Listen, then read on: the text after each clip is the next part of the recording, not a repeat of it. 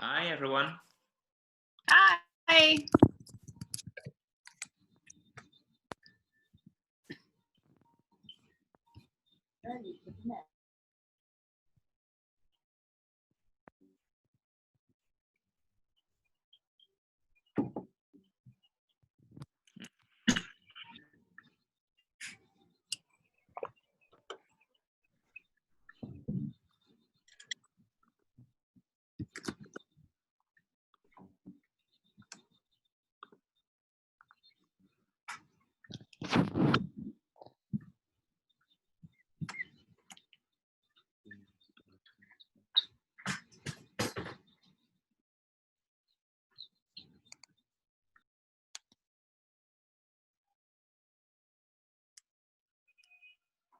All right.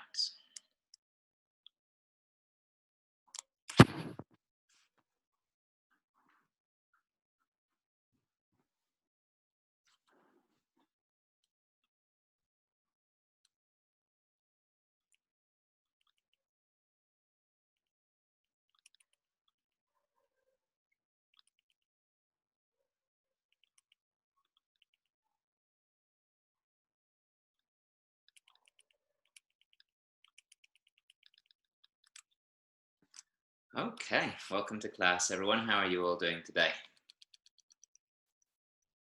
Doing well, thank you. Excellent. Good stuff.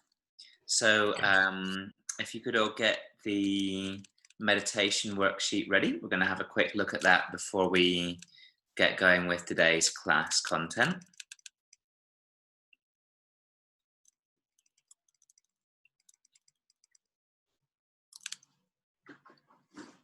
And I think, yeah, somebody's going to be a little late today. So, who is that? Yeah, Catherine will be a little bit late today. Okay, so has everybody got the worksheet ready? Okay.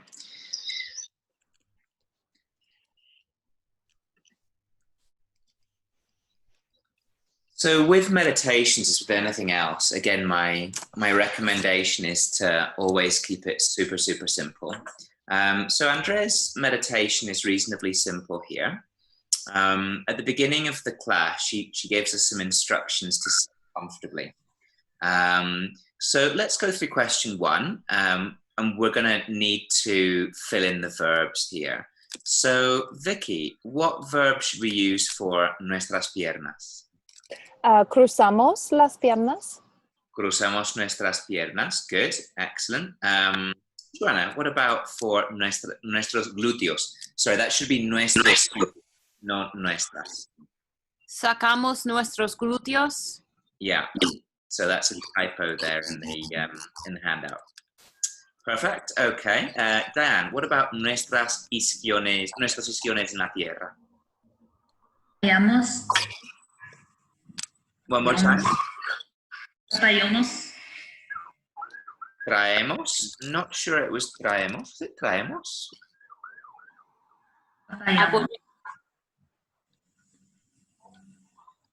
What answers did everybody get for that one? Apoyamos. Apoyamos. Yeah. Good. Okay. What about nuestra columna? Juliana. I've been talking away and no one's heard me. Sorry. Oh, that's why. Yeah. On mute. Okay. I'm sorry, my connection is really bad right now. What was your question? My question is, question number 1, what verb did Andrea use with nuestra columna? Alargamos. Very good. Yeah, alargamos nuestra columna. Good. Claire, what did she say for nuestras manos hacia las rodillas? Llevamos. Llevamos. Very good. All right. Excellent. Okay, so part number 2. Andrea instructs us to roll our shoulders up and back. So we've got 3 directions. She says, lleva los hombros. Diane, what are the 3 directions? Hacia arriba, hacia atrás, hacia abajo. Very nice. Well done. Okay, at 117, she instructs us to feel how our chest expands. She says, inhalamos, sentimos como, Joanna? ¿Cómo se expanda nuestro pecho? Very nice, nice reflexive verb there. And I think that of all of the things that this, my students that I'm continuing working with, I've been working with them for a month now after their language course, and that's still one of the things that they have most difficulty with, is deciding when they should use reflexive verbs. So always ask yourself if there's an object there, and if there isn't, maybe it needs to be reflexive. So, sentimos como se expande nuestro pecho. Very nice. All right, at this point, we wanted to write our own instructions for students to find a comfortable seat and prepare for meditation. Who would like to volunteer their instructions?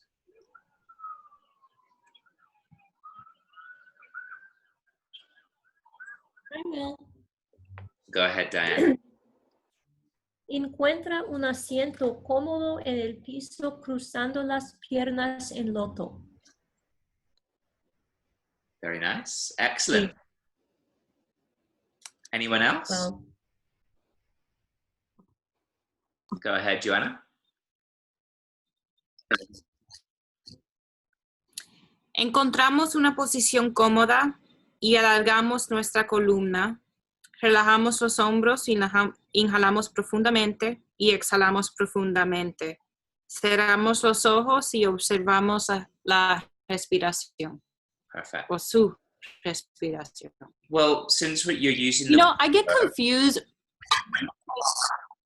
Huh? since you're using we verb, there seems to be quite a lot of feedback. Yeah, since you're using a we verb, you wouldn't use the su preposition there, because that would indicate that it's somebody else's, right? So the easiest thing is just to say la respiración. Yeah? Does that make sense? Yeah. Yeah. You need to find consistency. You could say alarga tu respiración, alargamos nuestra respiración, o la respiración, or alarguen su respiración, if you wanted to make it into a command in the plural form. Does that make sense? Yeah. Okay. Yeah. So it doesn't matter which you choose, just be consistent with it. Because again, one thing that I've seen a lot of with my students that I've been working with this month is that they say, inhalamos y sube tus brazos, exhalamos y alarga tu columna. And that sounds really odd to me because we're mixing the we form of the verb with the you commands. So it's best, yeah, just keep that consistency there. Okay. Perfect. All right. So moving on. What verb does she use for the chest falling at 124? Claire. Se contrae nuestro pecho. One more time. Se contrae nuestro pecho. Yeah. So, ¿cómo se contrae el pecho? ¿Cómo se contrae nuestro pecho? Very nice. Okay. What phrase does she use Andrew? for release? Hello? Andrew, on that one, I'm sorry. On that one, I wasn't sure how the spelling was. All right, let me just write it in the group. Would you mind? There.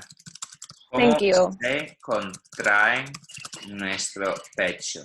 So the verb is contraer. Oh. Say. Gracias. I Which means to didn't know that one. Okay. Thank you. And it's quite often contrasted with expandirse. So, cómo se expande y cómo se contrae. El pecho se expande con la inhalación y se contrae con la exhalación. Does that make sense? Thank you. Yeah. Yes, thank you very much. You're most welcome. All right. Okay, what phrase does she use for releasing our worries at 140? Juliana. Oh, sorry, I think you're on mute there. Sorry, I was muted. Go ahead. What phrase did she use for to release our worries? Soltamos cualquier preocupa. Yeah, so it's cualquier preocupación. Soltamos. Preocupación. So, like that.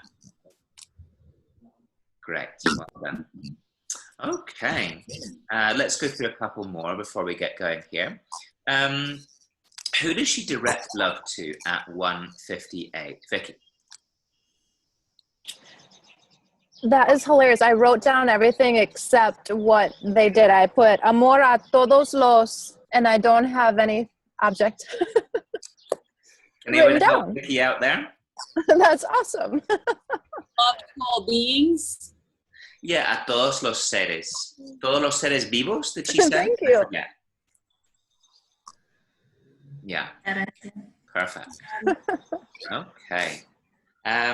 So what does it mean when she says, traemos abundancia a nuestro corazón, exhalamos y llevamos abundancia a todos los seres hermosos de la Madre Tierra? What do you reckon there? Who would like to go ahead? Joanne? Inhale, we bring abundance to our hearts. Exhale, we give abundance to all beautiful beings of Mother Earth. Yeah. Andrea's really got a flair for producing nice meditation language in Spanish. Great. What does it mean when she says, inhalamos luz, exhalamos y iluminamos a todas aquellas personas que nos rodean? Who would like to help me out with that one? Vicky, go ahead. Illuminate all those people who surround us. Exactly. Yeah. So rodear is to surround. Very good. Okay. She also instructs us to inhale. Specifically, Hello? can you tell me specifically the word aquellas, what it means? Indeed, yeah. So aquel, masculine, aquella, feminine, aquellos, masculine plural, and aquellas, feminine plural. That means that or those, yeah? So quite often it's used in this demonstrative capacity when we're sort of pointing to a particular group or a particular thing. You know, for example, someone might say to you, which door should cuál puerta debería utilizar? Ah, aquella. That one over there. Yeah? Good. Okay, well done. We'll finish up a couple more of these questions. So, what elements does she instruct us to inhale and exhale from 2:35 onwards? Juliana, can you help me out with that one? Yes. Inhalamos tranquilidad, exhalamos tranquilidad, inhalamos prosperidad y exhalamos a todos aquellos seres de luz. Good, well done. Yeah, a todos aquellos seres de luz. Very good. Okay. What's the phrase for positive thoughts, and how does she say thoughts that we don't need anymore? Diane. Pensamientos positivos y pensamientos que ya no necesitamos en nuestras vidas. Yeah, so the word for anymore in this context is ya. Ya means now, right? But something really interesting I had to find out when I came to Latin America, because when I first arrived here in Medellin, I think I was sat in a restaurant and I said to someone, I just asked them if they could, you know, bring me a glass of water or something like that. And they said, claro que sí, yo lo hago ahora. And in Spain, ahora means right now. Whereas in Latin America, ahora is like in 10 minutes, you know? And ahorita is like in kind of 5 minutes or something like that. I see, yo lo hago ahorita. It's like, I'll do it now, but not right now. Yeah, I'll get around to it in a minute is basically what I'm trying to say. Whereas if you want to say like right now in Latin America, it's ya. Hazlo ya, pero ya. And you have to be a little bit clear with people here sometimes, because concepts of time in Latin America can be very, very, very different. Have you had like, I had friends from Venezuela when I was living in Madrid, and oh my goodness, you sort of phone them up and you'll say to them, oh, so where are you? Es que estoy saliendo de la casa.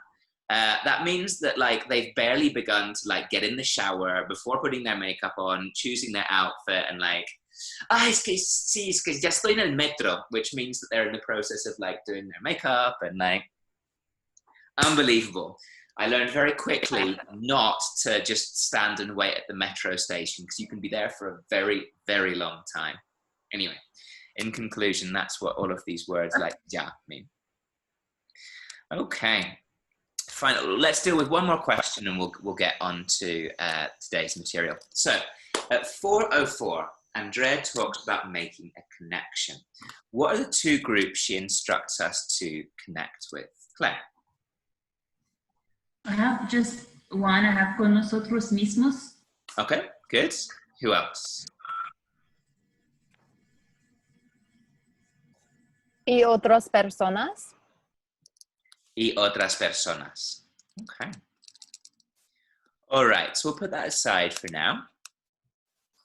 So, question for you. How did you all feel teaching yesterday? Think back all the way to yesterday evening, to your time with Paulina and Andrea. How do you feel now about making sequences in Spanish, and what do you feel that you're missing to become more confident? Diane?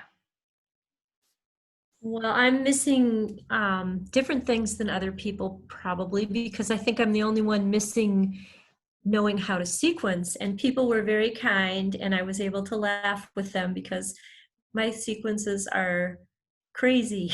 So I need to learn how to sequence.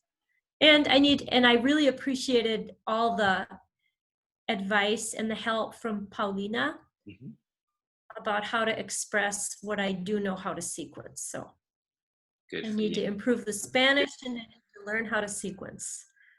Well, learning how to sequence takes a very long time to do it interestingly and effectively and safely. But I love teaching about sequencing. It's one of my favorite things to chat about. Great. Claire, you're kind of in the same boat, that you haven't, you don't know a huge amount about sequencing, but you do have a good level of Spanish. How did you find your experience yesterday? It was good. The thing is, like, the presentation is great, and I've been working, so I just haven't had time I just need time. I need time to go through it. I need time to think and prepare.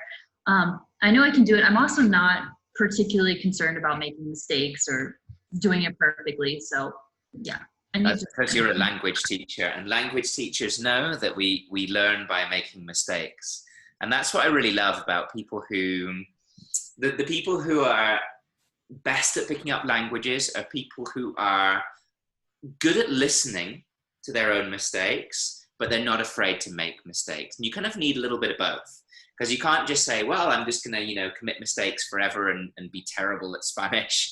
Because there are definitely some people who are like that here in Medellin, who've lived here for 4 years and have literally not learned anything in Spanish, which drives me nuts.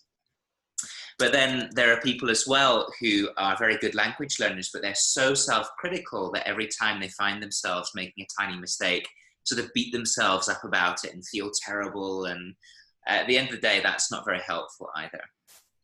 Juliana, how was your experience yesterday?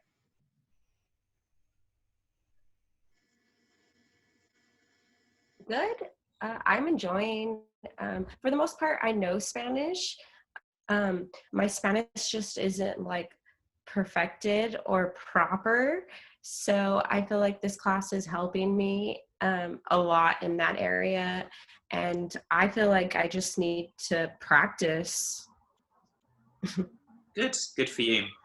Awesome. That's a good attitude. And I mean, I think practice is just the most important thing. And I mean, I have other other students who've been joining me this month, and they've been very good at sort of turning up, but they haven't been brave enough to kind of step out there and put themselves out there. And so their progress has just been a little bit slower. So I definitely recommend just any opportunity that you get out there and give it a go.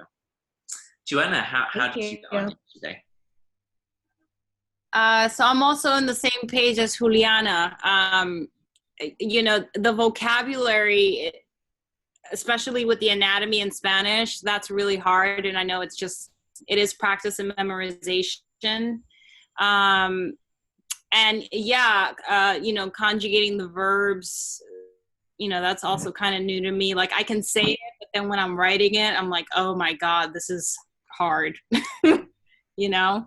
But yeah, overall, I think it's an awesome experience. I'm really enjoying the process, and yeah, I'm okay with making mistakes, and I'm just going with the flow. And and I was already doing the homework that's for tomorrow, and I was already so excited, like, oh my God, I'm writing a sequence in Spanish. Like, this is great, you know? Good for you. Yeah, I think it's great. Yeah. Awesome. And Vicky, how did you get on yesterday? Yesterday was great. It was really fun working with Paulina, and the group, like everyone has said, is really supportive. So it is more helpful than to just try and not worry about making mistakes, because I don't feel, I just feel very supported. Like everyone just kind of gives good other ideas. So I feel really, I'm really amazed how in less than 2 weeks, the amount of progress that everyone's made, and how more confident I feel as well. It's really great. It's been really fun, and I look forward to finding opportunities to keep practicing and opening my mouth and putting myself out there.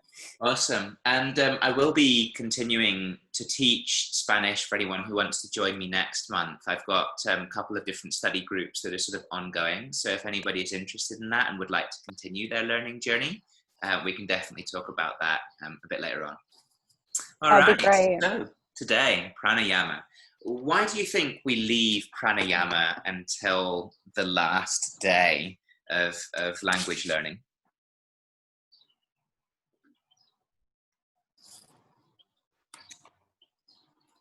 What do you think my rationale in leaving it until the last is? It feels more abstract to me, the whole idea of pranayama. You can't see it as well, you can't really see it at all. I agree. I would say the same. It's a little less direct and clear cut. You can easily get a bit more metaphoric and things, so it could be easy to get distracted. So pranayama, for me, even in English, is a challenging thing to teach. And when it comes to people that I'm guiding through the teacher trainings as well, typically it's something that people, they find it a challenge even in their own mother tongue. Why?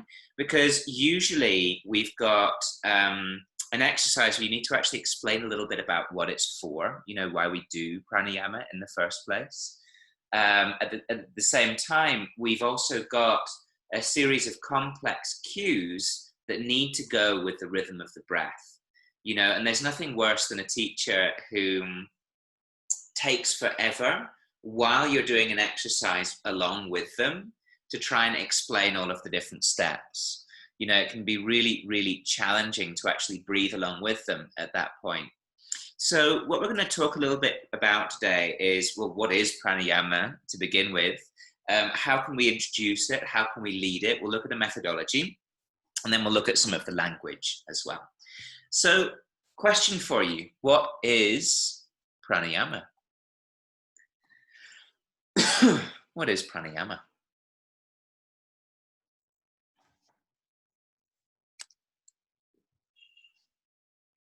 Or we could maybe break down that question into two parts. First of all, what is prana? Life. Life. The life force. Energy. It's what distinguishes, I suppose, Well, I mean, they say that even inert things have energy, so even things like rocks and so on have energy. But yeah, it's all of the different types of energy that you can find in the universe, right? So we can talk in English, we can talk in scientific terms about things like kinetic energy, chemical energy, elastic energy, nuclear energy. These are all different forms of energy, right? And as living beings, we also require energy to be. So, okay, so that's dealt with the prana part of things. What about the second part of the word, yama or ayama? What do you think those mean? The extension or retention of the breath. Yeah, so, well, we've made a bit of a leap of logic there because we've moved from talking about prana to talking about the breath. And there is a reason for that. But if we just stick with prana now. Yeah. Yeah. So there's two different things that pranayama could potentially mean. And it depends. Would you say the control of the energy or tapping into the energy? Right. So there are actually two different things that it could potentially mean. And it depends whether you're a student of classical philosophy or whether you're a student of tantric philosophy, because they both have different understandings there. So in classical philosophy, they understand it as prana yama. Okay? So if you think about your Yoga Sutras of Patanjali, the yamas are controls or restraints, right? So pranayama means control of our vital energy. So let me share my screen and I'll start writing some of this down for you.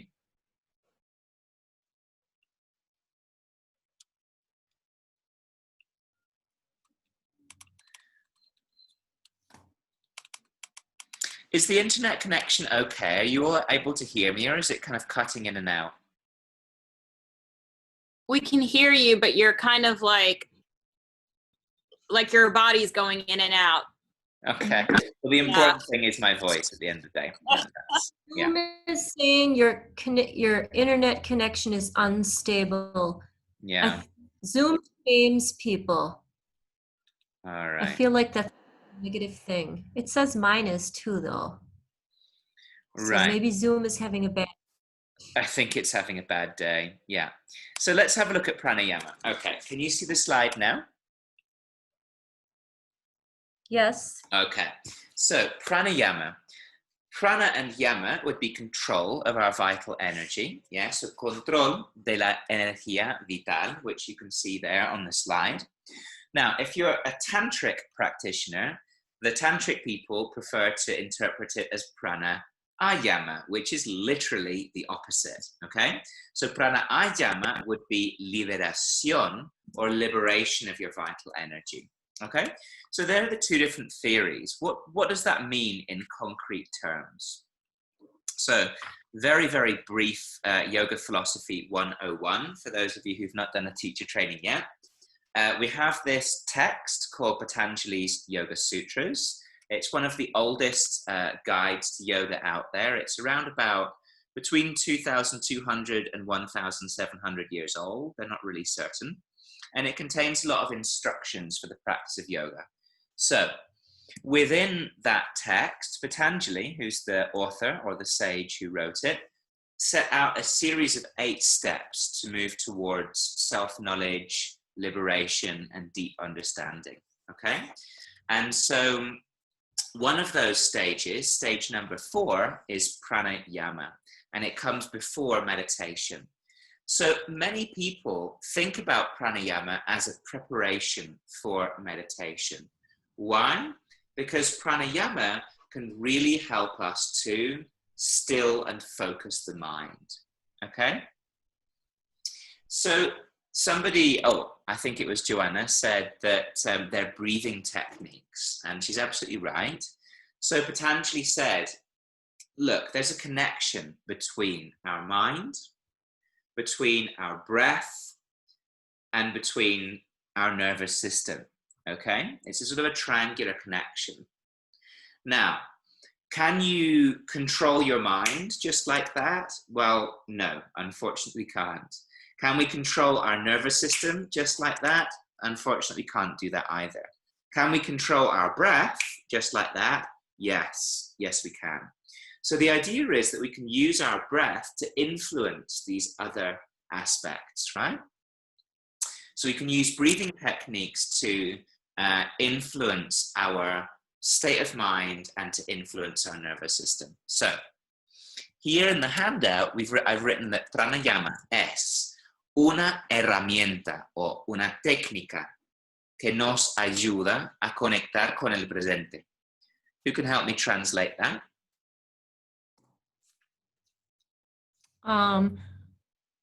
This is a tool or a technique that we use to help us connect to the present. Yeah, very good. O con el ahora, con el aquí y el ahora. Very good. Son técnicas de respiración, so they're breathing techniques. Hay una conexión entre nuestra mente, nuestra respiración y nuestro sistema nervioso. Good. Who can help me translate that? Leanne, could you translate that for me? Yes, there is a connection that enters the mind, and it is our breath and our nervous So I think you missed a verb there. The verb is I. Okay? I means there is. So there is a connection entre nuestra mente, nuestra respiración y nuestro sistema nervioso. So there is a connection between mind, breath, and the nervous system. Good. Nos prepara para la meditación. Vicky? How we prepare for meditation? So it's almost that. Now, it's not. Or it prepares us. I'm sorry. So very good. Yeah, that's it. It prepares us Yeah.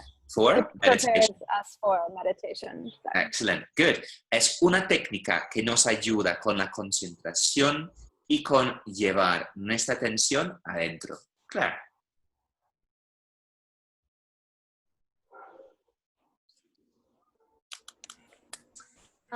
It's a technique that helps us with concentration and to bring our attention within. Very good. Okay. So what I'm going to do now is I'm going to divide you into two groups, and I want you to chat very briefly about the different kinds of pranayama techniques that you know. So it doesn't matter if you don't know very many, yeah? And I also would like you to talk about what are the challenges with teaching pranayama in class, yeah? So those of you who are teachers might need to help those who are not quite yet to say, hey, these issues have been the ones that come up for me when I teach pranayama in my classes. But those of you who are students might say, you know what, as a student, I find pranayama really boring. And that's fine. You know, you can be honest about that because that's something that we as teachers have to deal with. Okay? So I'm going to divide you into two groups now. So whenever you're ready, can you explain to me before we go, what will we be doing for the next couple of minutes? Explaining the different Discussing the different types of pranayama exercises that you know and the challenges of teaching. Okay? Whenever you're ready, you can click on your rooms.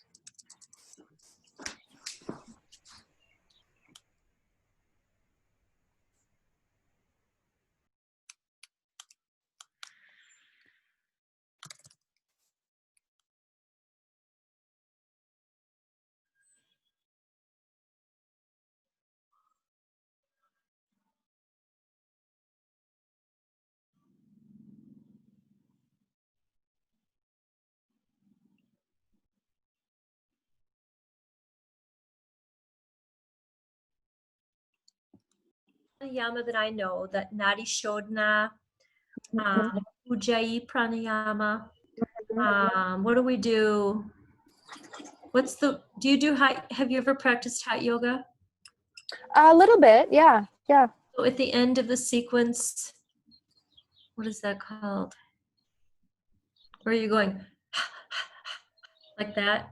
Oh, like breath of fire or Yeah. Mm-hmm. But what I hear most are teachers trying to explain Ujjayi Pranayama, and I think that that's hard because it was hard for me to figure out what am I supposed to be doing. I kind of feel like I know now that snoring. I never snore. I never make noise. They always say make noise, and I feel like, oh no, I'm not making noise. But I'm just receiving the instruction. How is it for you as a teacher? Well, as a teacher, I confess that I am not super confident in teaching pranayama really clearly. So it's always a bit of a challenge. Sometimes I will not do anything really elaborate. And maybe part of it is because of the response, like Andrew kind of alluded to. People sometimes you kind of get that look on their face like, really, we have to do this because I want to just work out more. And maybe that's like an American thing, or I'm not sure if it's in Latin America too, but in America, they want to come and they want to work out, and then to like slow down and take time to breathe, it's like, what do you mean? Like, I can breathe. And one of the studios that we didn't even that we didn't You're do gone. Come of back. the demand. Will you repeat Oh that? no. You're back. You were just Okay. One of the studios. studios actually asked me not to do it because of the demand. It was a noon class, and the clients wanted to get in, they wanted to work hard, and they wanted to get out. I guess that makes sense, but It's unfortunate though. It is for that unfortunate. situation, yeah, because I feel like that's such a beautiful part of the spirituality of yoga is pranayama. I feel like I wouldn't want to separate it. I like an intense workout too, but in Ashtanga, that is very intense, but the breathing it's more important even than the workout. Truly. So I would hope In a way, that's about maybe sort of presenting pranayama techniques that are perhaps kind of more accessible for a class that can be very physical. You can definitely have things like Kapalabhati and Breath of Joy, and then instead of doing just a Shavasana where people don't do anything, you can do like a very gentle pranayama in Shavasana, for example. So that's a good way to kind of like sneak things into a class full of people who are very sort of resistant. Because if you do Breath of Joy, like you'll warm people up in 3 minutes flat. Yeah. They'll be ready to go with their flow. What's Breath of Joy? I don't know that. Breath of Joy is where you swing your arms around in 3 directions, and then you swing them behind the body and make a loud noise. That's Tantra, isn't it, Andrew? Is that Tantra? I don't think it's really necessarily restricted to Tantra practice. Not really. I mean, I'm sure that Tantra schools do practice it, but I mean, I've found all kinds of disciplines practicing that. Oh, I have a teacher at one of my studios back when I used to go to studios. I miss that. And she was a Tantra. She went to Devanati, which is a Tantra focused, and she always did that. She always flapped her arms around, and I didn't know the name of it, but no, it's nice. I like it. Yeah, because it's inhale, exhale, like that. Oh, she does it. This is different. This is like, I'm not going to do it. Oh, I could. I kind of want you to, because I'm not going to do it. I don't care.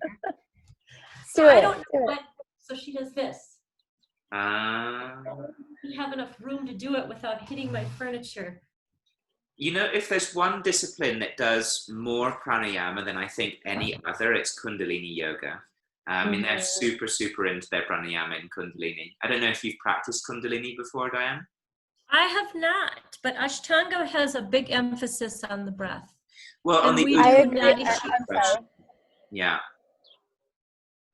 That's a great But I point. haven't- Kundalini is like a new love of mine, and I've been taking, interestingly, I've been taking more classes on Kundalini classes online than Vinyasa classes lately, and really enjoying all of the, the different mudras and arm positions and breathing. It's been great, and you get so warm and sweating and not really moving sometimes. I want to try it. Give it a go for sure. I mean, there are so many styles of yoga out there that are really unique, you know, I mean, between Ashtanga and Yin and Kundalini and the various sort of styles of hot yoga and whatnot. Yeah. All right, I'm going to bring us back into the main room now and we can share some of our ideas. Thanks, Diane. Bye, Vicky. See you soon.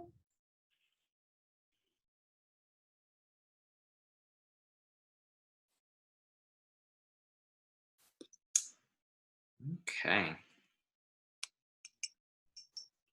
We'll just give people a moment to check back in. Yeah, I think Kundalini is interesting. I find the people can be a little bit intense sometimes. I don't know if you've met many Kundalini practitioners in person. They have like very kind of definite ideas about sort of yoga as a kind of a pursuit of purity and so on. But to me is just a little bit kind of, I don't know, a little bit extreme sometimes. Yeah, I agree. I'm fortunate that there's actually, Diane, there's a yoga instructor here in the city, is Nicole Nardoni, and I can send you her name. But she does a lot of workshops, and she's super approachable and just kind of outdoorsy, and I think that's what has made it more enjoyable for me. Is it isn't like you said, so because I've taken some classes where it's like, oh gosh, this is so rigid. Yeah. Okay. So pranayama. Let's see. Joanna, do you teach pranayama ever in your classes? Yeah, so I was funny. I was just telling Juliana and Claire that first I start with like if it's super beginners, like square breathing, and then if everyone's understanding the breath, then I start with the Nadi Shodhana, and I just do like a simple ratio, you know, like 2-4-2 or like a 6-4-6. Guide them really slowly. I explain to them what Nadi Shodhana is, what's happening with your inhalations, what's happening, you know, with the transitions. You know, I demo it, and then we all do it together very slowly, and I count, you know, very slowly as well. So that's what I do with beginners, and then with more advanced beginner, intermediate, sometimes we do Kapalabhati, or the Nadi Shodhana ratio will increase it a little bit higher. So that's what I do. Those of you who are not so familiar with these techniques, square breathing is generally where we breathe in, hold, breathe out, and hold for equal ratios. So breathe in for 3, hold for 3, breathe out for 3, and hold for 3. Nadi Shodhana is alternate nostril breathing, which is also sometimes known as Anuloma Viloma as well. There is a difference between the two. Sometimes we just breathe naturally, which is Anulom Vilom. And if you do breath retentions, that would be Nadi Shodhana. Breath retentions are generally considered a slightly more advanced yoga practice and not something to be kind of played around with until you're a bit more experienced with your yoga practice. And then Kapalabhati was the skull shining breath that we were talking about in my room, which is where you pump the breath with the exhalation. Good. What about you, Juliana? Do you ever teach pranayama as part of your classes? I practice pranayama on my own more than I do in class. For my classes, I usually just stick with Ujjayi breath, and that's what I usually start my classes with. And honestly, like I was telling the girls, I haven't really recognized too many problems that people have in Ujjayi. Frozen. Okay. Did you get that? I'm not sure if I froze or not. 50%. At the end of it. Oh, I'll repeat. I'll repeat it. I was saying that I practice pranayama more by myself than I do teaching it, and I mainly teach Ujjayi breath and I don't recognize too many problems that people have with Ujjayi. Yeah. Good, thank you, Helena. Claire, as a student who sometimes does pranayama in class, what are some of the difficulties for you as a student in following the teacher? Well, in something you said the other day, and I can't remember which one it was, you said something about like you inhale as you look up and you exhale as you go down. I never even knew that. So I don't think any teacher has ever mentioned that, which would have been really helpful because I'm always like, wait, am I inhaling or am I exhaling? And then I don't know if I don't have the lung power, but I feel like I can't. I'm like, really? You want me to exhale for that long? So I don't know. I haven't always followed or been good with breath. So I think that's definitely one of the challenges, right? As a teacher and as a student, is actually guiding the right length of breath. Because I always think as a teacher, you've got to kind of have a metronome going on inside your head, especially if you're guiding a sequence that moves with the breath. And one of the risks as a teacher is that you guide the breathing too long, right? That you exceed the capacity that your students have. And if your students are not able to follow you, then they're going to give up, right? They're just not good. They're going to give up before you even began, which is sort of a sad thing, you know, if you're there sort of trying to teach a new technique. So that is even more problematic when you start teaching in a foreign language, right? Because you've got to start formulating sentences, finding the right kind of verbs. So I think one of the greatest challenges that you will all face teaching pranayama in Spanish is doing it in a way that's going to keep up with the breath. Does that make sense? Vicky, what were some of the other issues that you've had as a teacher teaching pranayama?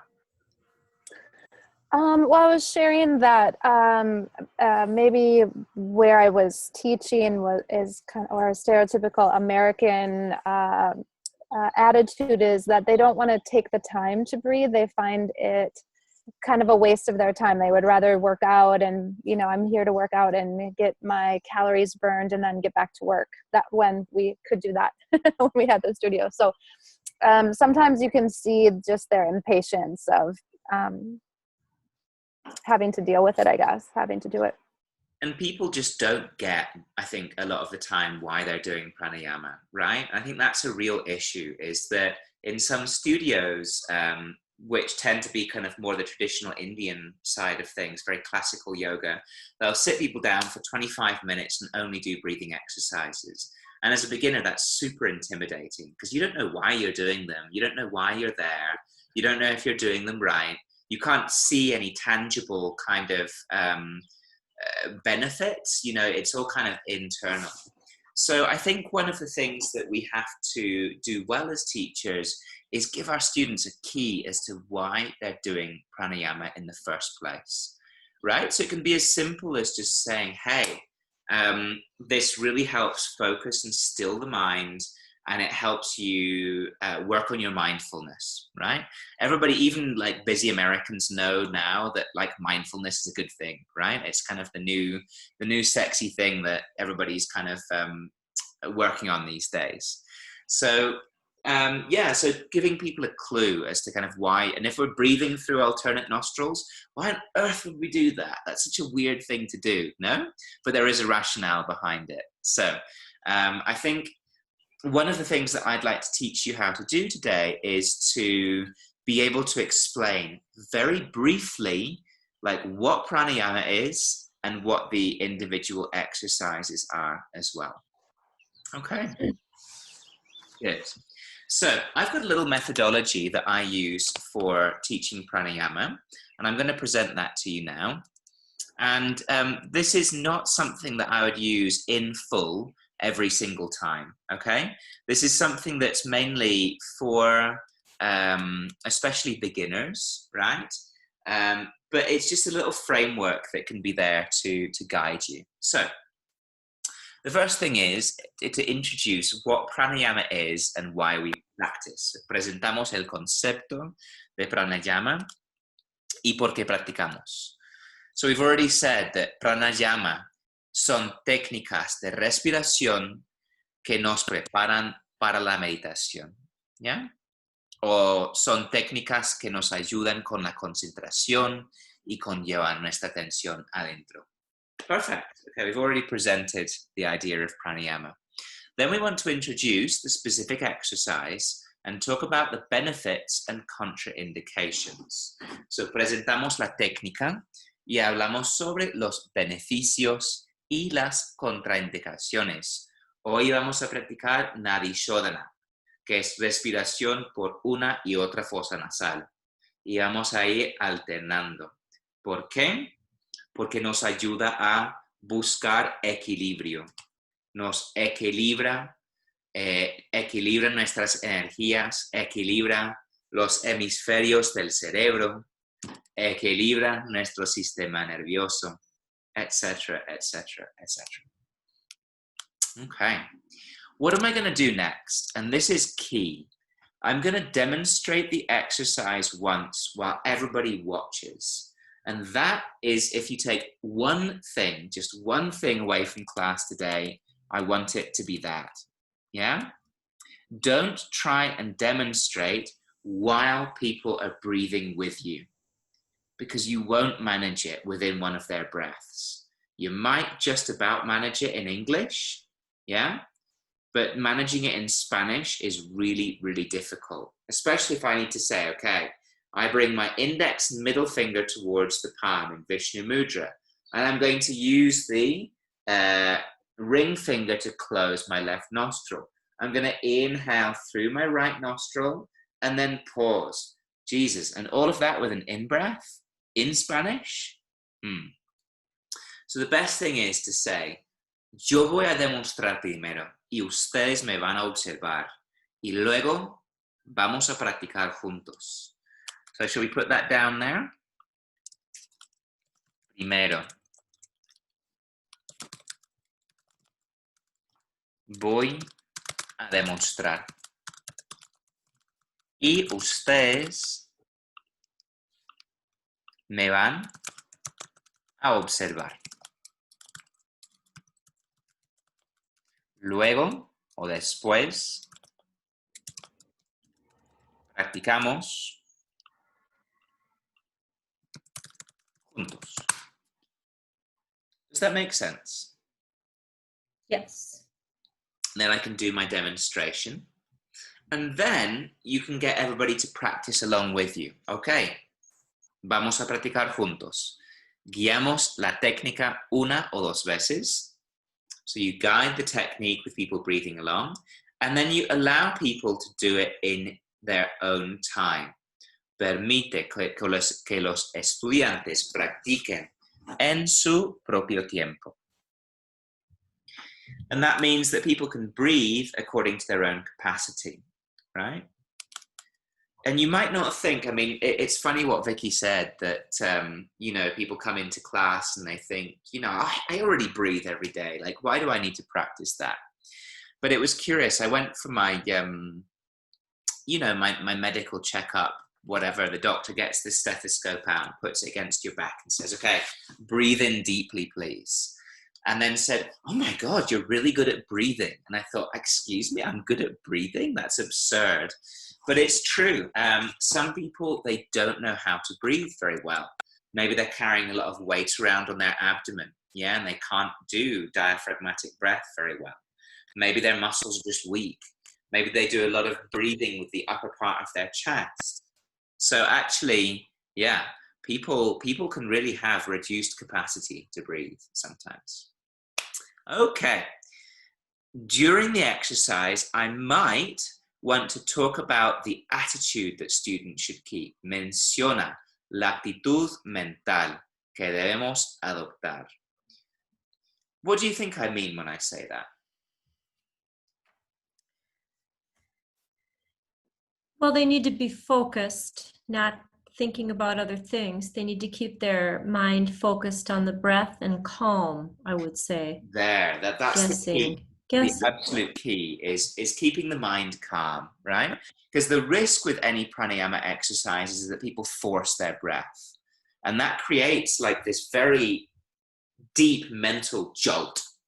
You know, if you think about what it's like if you've held your breath for a little bit too long, or you've been underwater for too long, and you come up to the surface and and you have this like really kind of strong reaction in the mind. Yeah, it's a survival thing. So you want to avoid triggering that reaction during your pranayama exercises. People need to keep their minds very calm. Good. And then finally, close the exercise and provide an opportunity for reflection about the change in the energy. Yeah? So cerramos el ejercicio y brindamos una oportunidad para autorreflexión.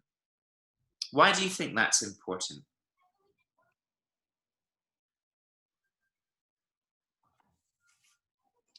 I think you can show an immediate example of why breathing is beneficial. If you can show them, like, you know, or point out how different they feel, like the benefits immediately because they've experienced it.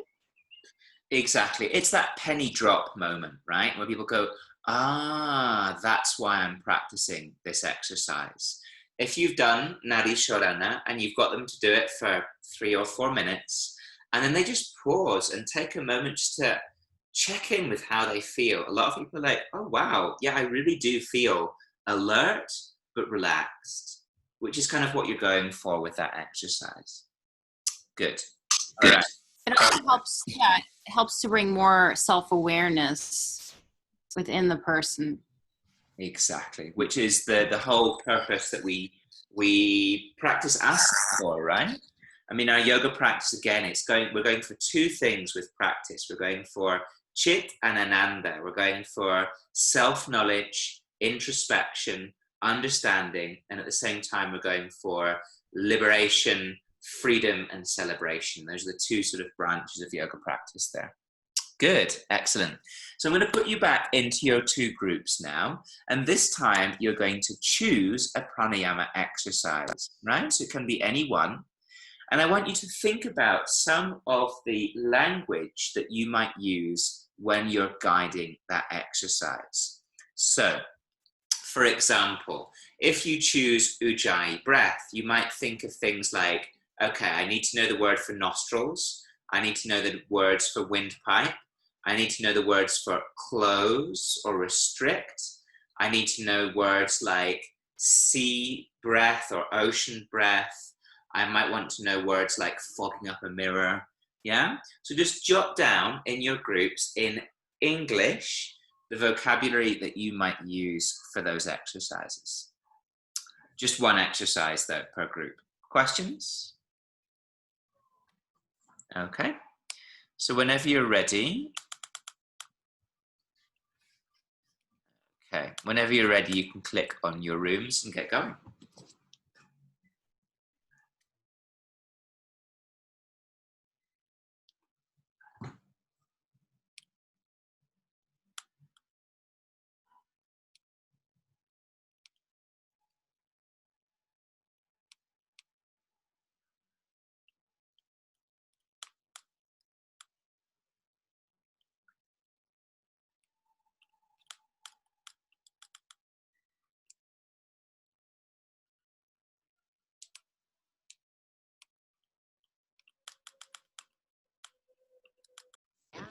Down.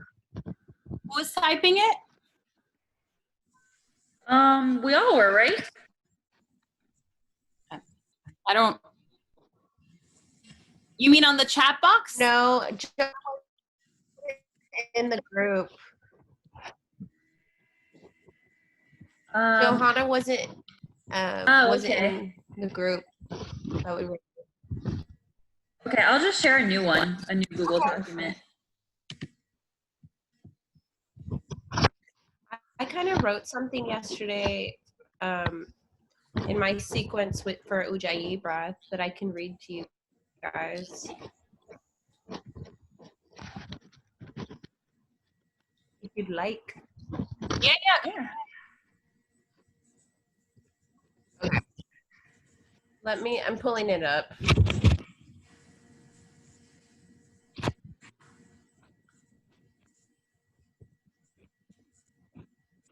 Okay. Okay. It's called Oceanica. I might be pronouncing it wrong. Do you guys have this paper or have this? Oceanica. I don't have. Yeah. Yeah, I have that one. Oceanica.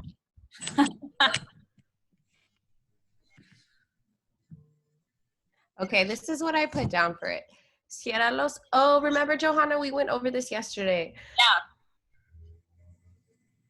Yeah, all three.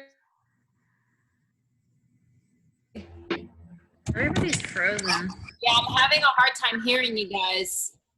Yeah, this is rough. Today's rough. Yeah. Juliana, do you want to go ahead? Yes. It wasn't so detailed, but I'll read what I wrote down. Cierra los ojos aquí. Inhalamos profundamente por la nariz. Llena tu estómago con aire. Exhalamos por la boca. So remember that this isn't English, right? You're only, I mean, your vocabulary is perfect, but it's just in English that you're making notes for now. Mhm. So are we just explaining? Okay. I also, So you're thinking about useful vocabulary in English, which we're then going to share together and translate into Spanish as a class. So should we just talk about the Ujjayi breathing for the three of us? Is that what we're doing? So if you've chosen Ujjayi, that's fine, but it doesn't need to be Ujjayi necessarily. It could be any pranayama exercise. But yeah, I mean, stick with Ujjayi if Ujjayi is what you'd like to do. And think about the phrases that you would use in English for that exercise. Okay. All right? okay. Do y'all want to do another one? Maybe since that one's been done. Is it done completely or should we add more to it? We can do that. Yeah, let's just like make it perfect. Okay, cool. So Ujjayi, so nostrils is nariz, or yeah, right? Nostrils. Nostrils. Inhale. Nariz is nose. Las fosas nasales is nostril. Nariz. I'll type it in. Okay, sounds good. You want me to type it in the docs? Is that what I'm doing? Yeah, I thought it would be I'll cool just- that way I'll we can all see it. Yeah, I'll just put it in the chat. Las fosas nasales. I know, it's such a weird word. Ugh. Las fosas nasales. I know. Okay, It doesn't sound right to me. it doesn't. It sounds so weird. Okay, so nose, contraction. What was that word that he said earlier? It was contract, contrarse. Contractar. Yeah. Contrarse. Contraer. Contraer. Yep. Contract. La garganta. La garganta.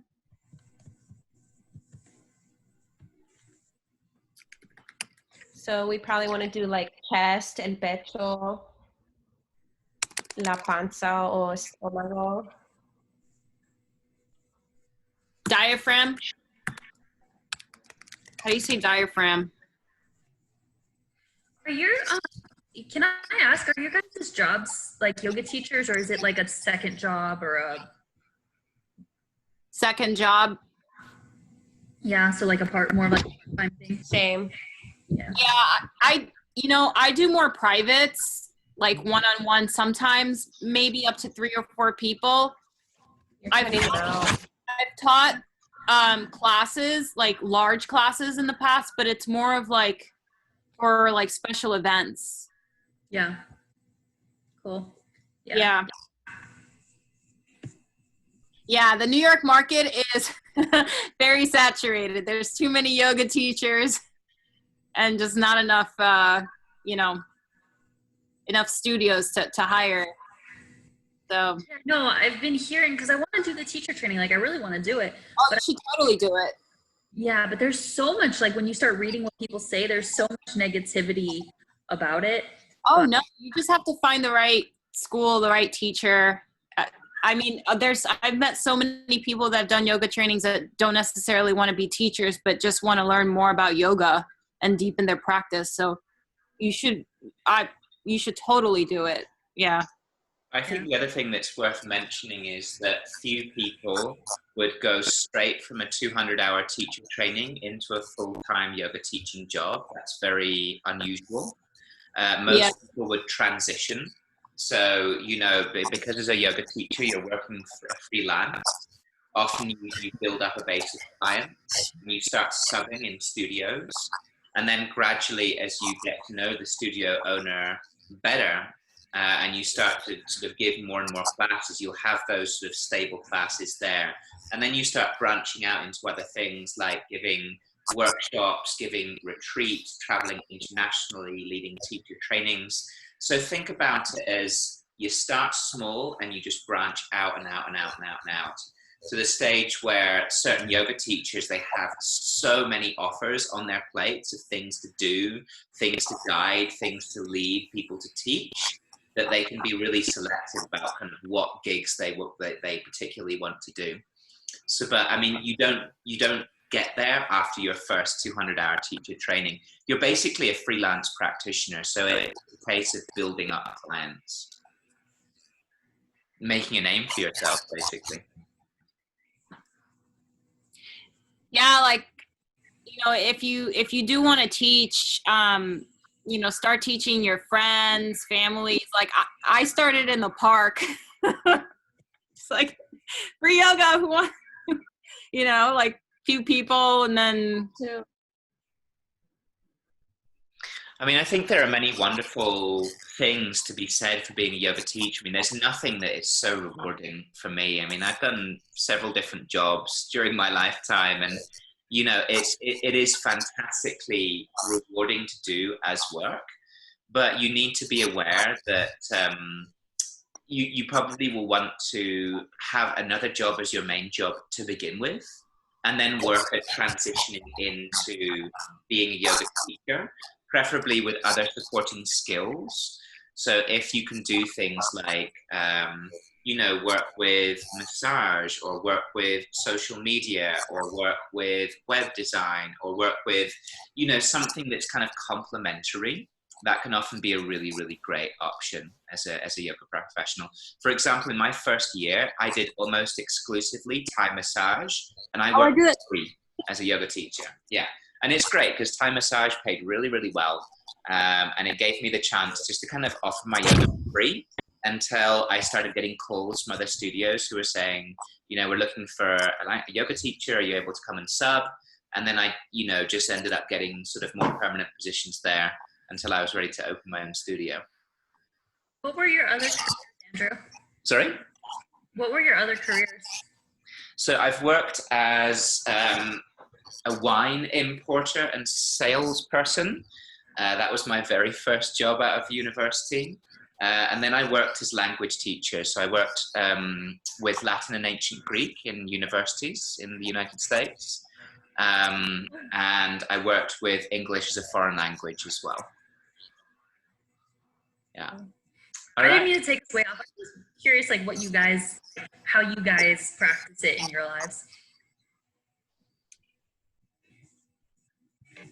Okay. What was the question? Hear me or see my screen? Yeah.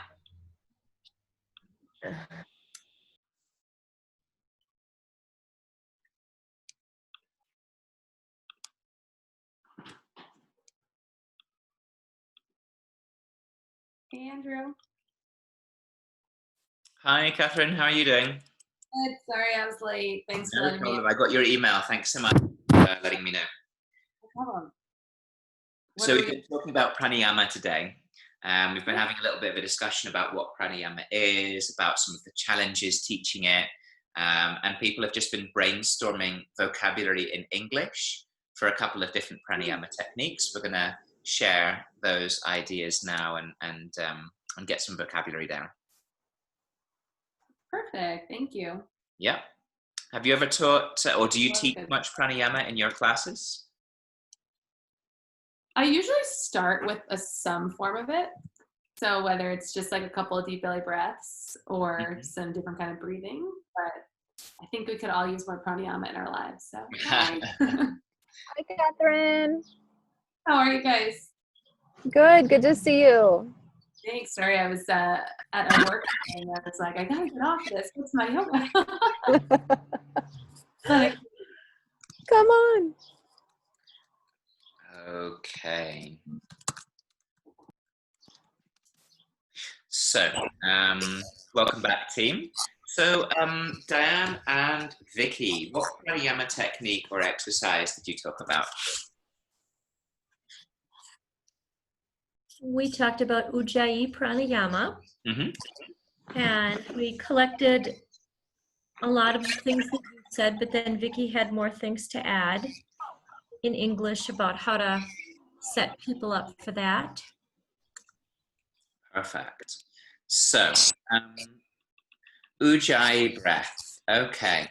So, first of all, how would you, let's think back to these steps, right? So we're introducing what pranayama is. Okay, let's imagine that we've done that now. We've talked about the fact that it's a breathing techniques that can help us still the mind and prepare for meditation. Now we need to introduce the idea of Ujjayi breath. Vicky, how would you do that? Forgive me, because my nephew just walked through and I lost what you're asking me. Oh, that's okay. So I Sorry. think, how would you, if you said to your students, okay, today we're going to learn Ujjayi breath, how would you present the idea of Ujjayi breath to everyone? And so we've already talked about the benefits of pranayama, you said, and so they know that. I would say Ujjayi is one of, I wouldn't want to say the simplest, but an easier method of breathing to present, and one that you can use throughout your whole practice. Okay, so we could say, so we could come back to this idea that es una técnica de respiración. Yeah. I don't know why this is suggesting to me to put it in Italian now. Bizarre. Never write in Italian. Okay, so es una técnica de respiración bastante fácil o bastante sencilla. Does that make sense? So it's quite easy or it's quite simple. Yeah. Nos conecta con el presente o que nos conecta con el aquí y el ahora. I'm just always amazed that that's a direct translation, because I wouldn't have guessed that something. Usually I translate things like that and people say, oh no, you can't say that in Spanish. So. Yeah, it's true. Yeah, it surprised me as well when I first heard it. Okay, beautiful. So we've got its technique that's reasonably simple, that connects us with the present. Good. Anybody else? How else would anybody else introduce Ujjayi?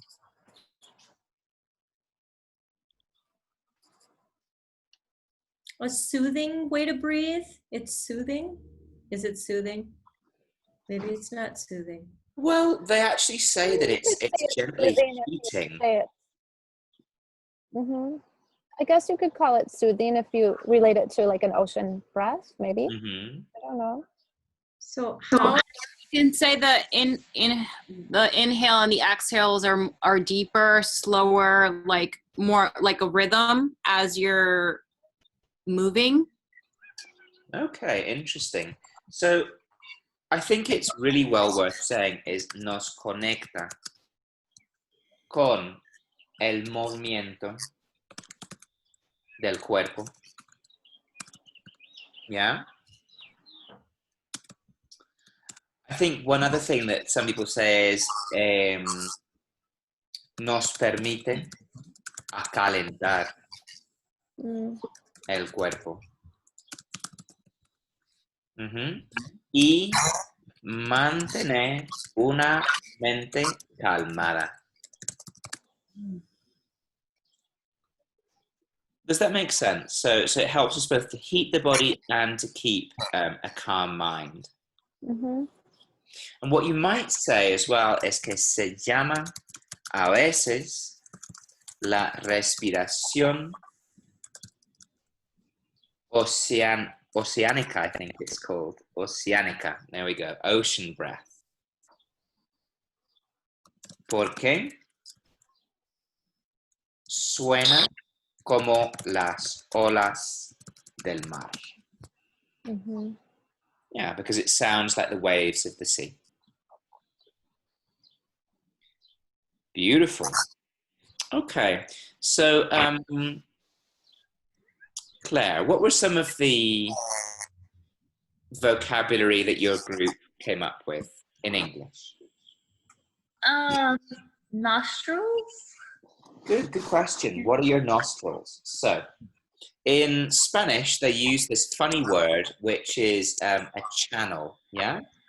So, a channel in Spanish is una fosa, yeah? So it might be a channel for water, it might be a channel for air.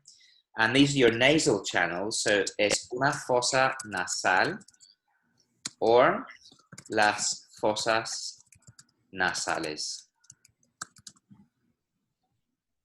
Good. Perfect. Yeah, what other, Joanna, what was some of the other vocabulary you came up with?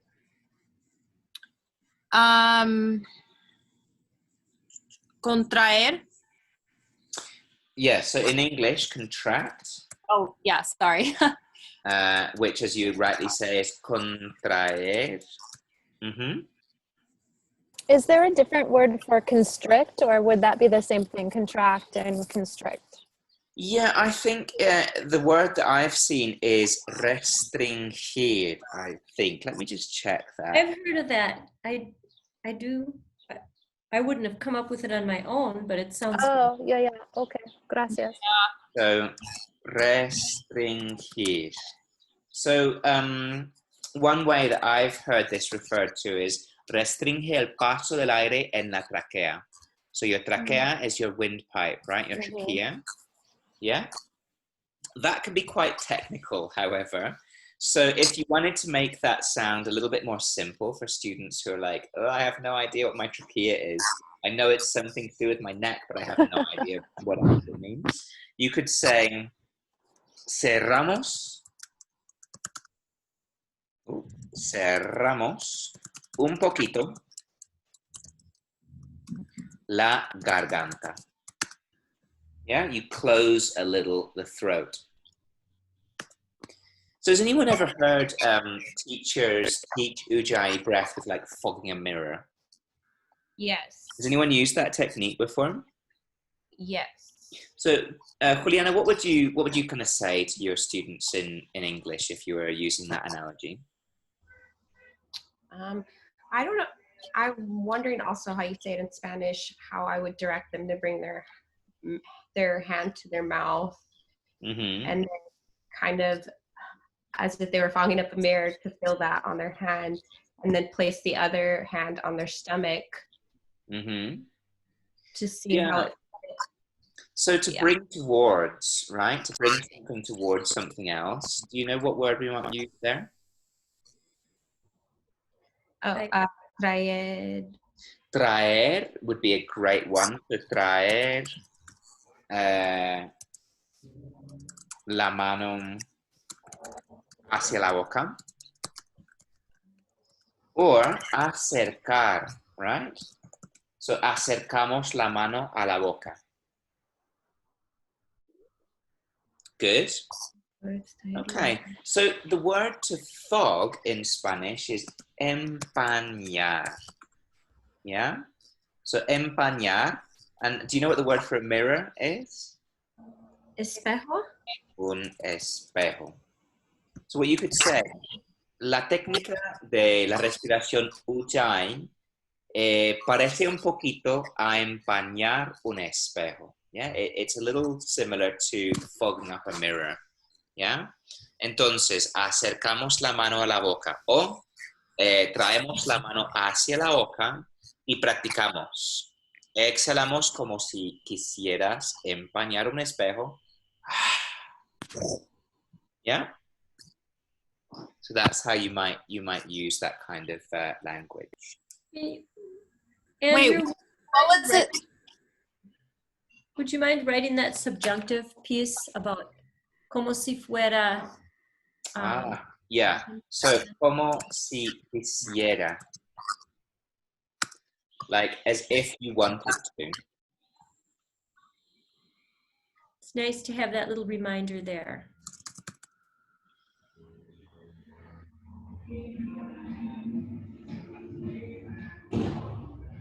Good. Okay. What other vocabulary do you think you might need to lead Ujjayi breath?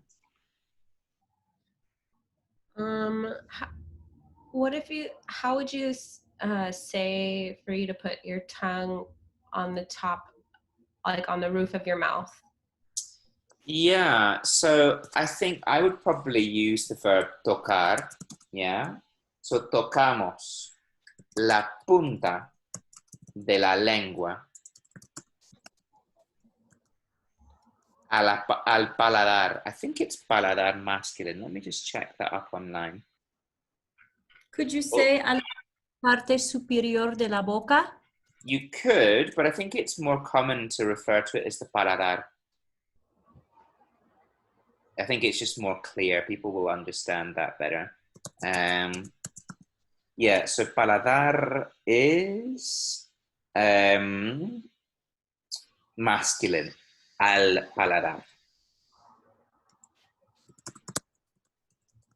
So, tocamos la punta de la lengua al paladar. Might you also use Ujjayi to say, along the lines of helping you move in deeper into a posture, right? Okay. Yeah. So what's the phrase to deepen into a posture? Profundizar. Profundizar en una postura.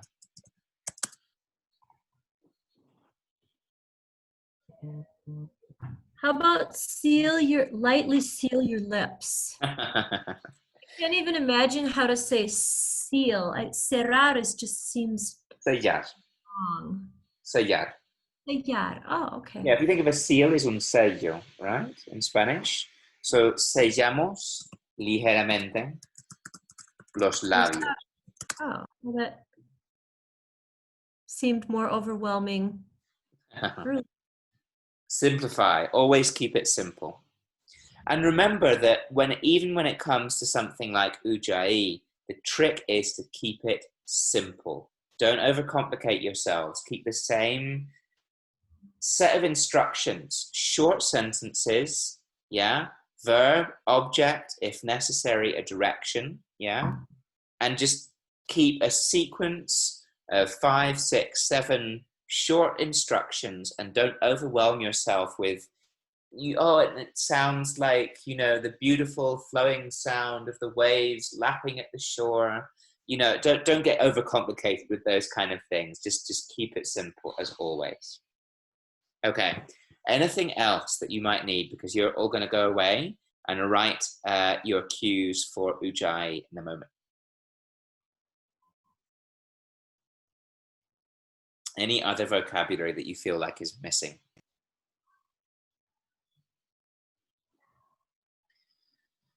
I think it's worth going back over it to breathe in and breathe out. What are they?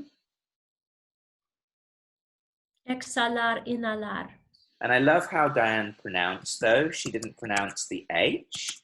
Because remember that the H is silent. Inhalar and exhalar. And you might like to describe the in-breath, yeah? So in Spanish, you can either use an adverb or you can actually use an adjective because they can get a little bit lazy sometimes with how they speak. So you could say inhalamos profundo or profundamente. Those are both correct, Andrew? Yeah, I mean, I think the most technically grammatically correct, if you were to write to the Instituto Cervantes in Spain, would probably be profundamente. But just as with a lot of things, language is not always used perfectly according to the grammar books. And so profundo is what a lot of people would say. So that's the inhale or exhale deeply. What's the opposite of deep?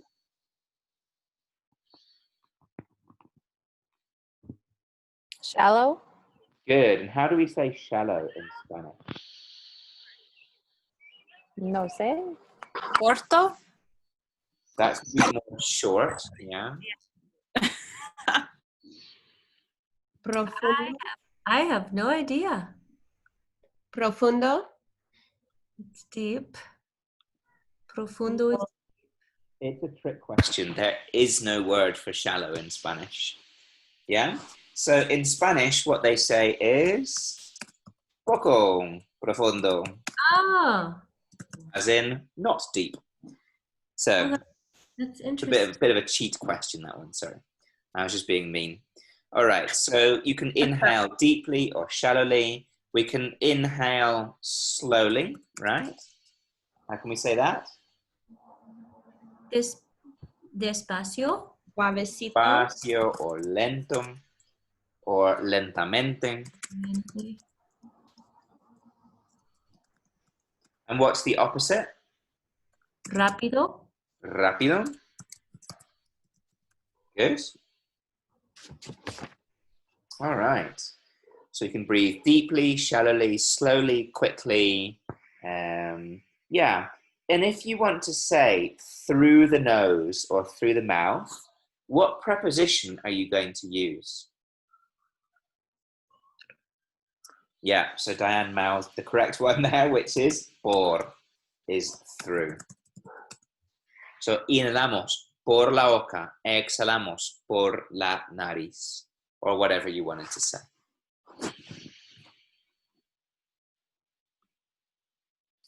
Beautiful. All right.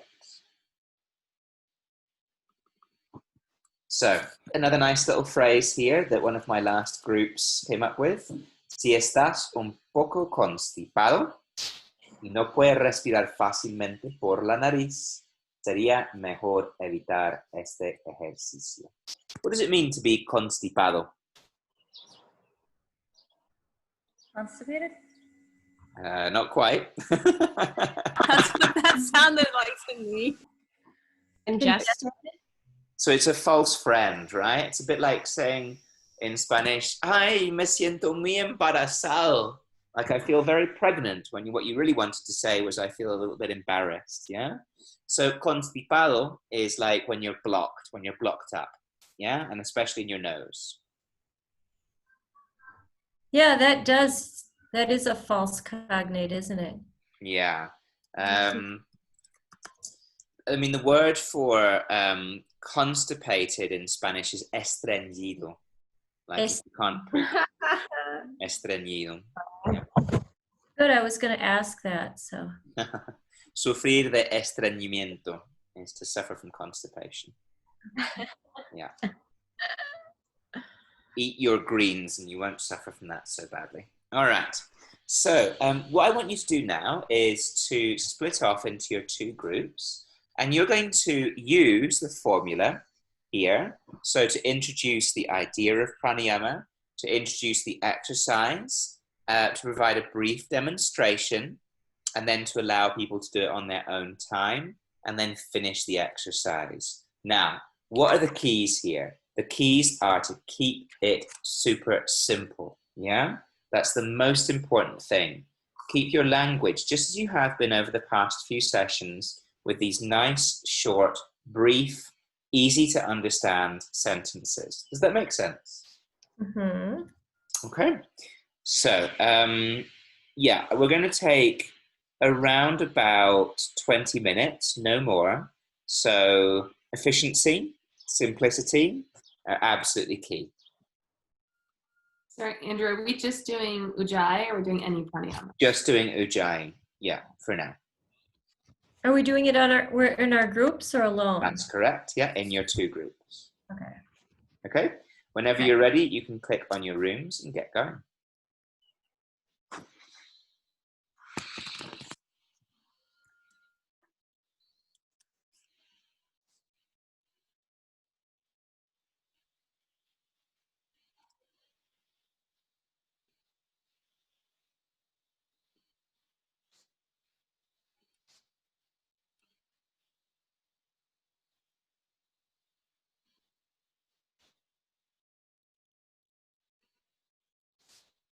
I'm sure Andrew probably filled you in why it's difficult sometimes or what the difficulties are and things. So yeah. How are you with teaching pranayama? Do you teach it much? Pranayama. I taught a class last year actually at Berkeley where every week we would do breath work. So Nice. different ones. I like to teach like chakra meditations as well. So do a lot of the breath cueing there. But I say in most of my yoga practices, I usually start seated, and it might not be long, but I do a lot of deep belly breathing and then sometimes alternate nostril breathing. Excellent. So do you feel pretty confident in English? Yeah, good. Good. Because I know you're just jumping in too today, so I want to make sure. I that don't actually really cue like the drive. That's interesting. Like I don't really emphasize that as much as other techniques. So definitely will be interested to hear how you guys think about cueing. Well, I'll be interested in your input too. So, Okay. yay. So Ujjayi, how shall we cue this? We're sitting. Yeah, right? Okay, so. And we've already done all of that intro, right, of being comfortable and stuff. So I think the first thing people say is to close your mouth. Do you agree with that? Actually, there's, as I think it was Juliana was saying, there's a way of like having them put their hand in front of their mouth and have them fog a mirror first so that they get that sound and that feeling, and then after that ask them to lightly seal the lips. Oh, I thought and continue with that sound. Oh, my teachers say pretend like you're fogging up a mirror with your nose. Okay. Am I right or am I wrong? Maybe I'm wrong. Is that weird? If that sounds weird to you, I probably have it wrong. No. Really? Now I'm down. I mean, I've never thought of it that way. So I don't know. It's just more to get the feeling of the constriction, like the ha noise. Yeah, I do think that I've got that wrong. I think that's what they say is pretend like you're fogging up a mirror to get the, and then closing your mouth. So. And then continuing it. So what we could do is just get them breathing, obviously first, like inhales and exhales. And then however you want to do it, like maybe focus on one thing or the other. Focus on the constriction of the house, or of the house, of the throat. The house of the body. When you cue this, are you cueing this in a like seated with your legs out flat? Do you do this like kind of? I feel like a lot of breath work I've done has been in like a cross-legged seat, or if we're meditating in like a regular chair with your feet flat on the ground. So like what body position would you cue this in? Are you standing? Are you sitting? I guess I was picturing we were seated on the floor, but. Okay, no, I was just curious if you went over that. So you can say like sentamos en una postura confortable. Yep. Cómoda, is that how you say it? Cómoda. Cómoda. Mm-hmm.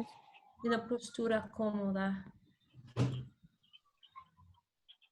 So empezamos, should we say we'll start? Empezamos en la postura cómoda. Sure.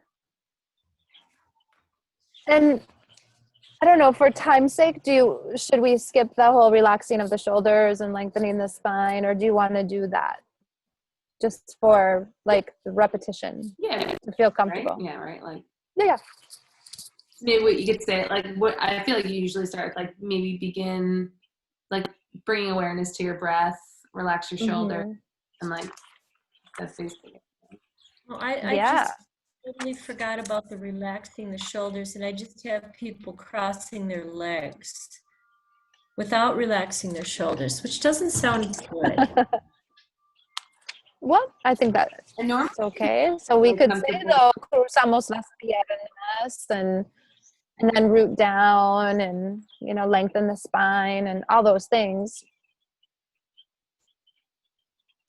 And then maybe say something like notice the breath and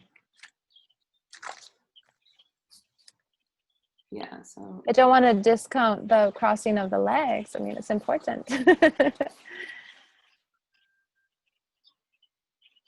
yeah, So like in English, you might say like sit on a block. Like I'm sitting on a block.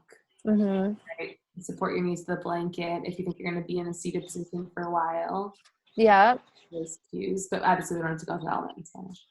That tilting your pelvis forward when you're sitting in half lotus.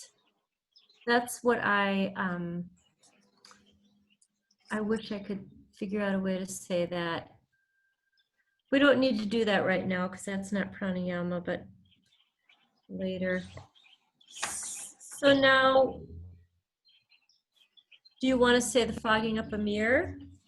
So we're doing the nota la respiración, right? Notice the breath.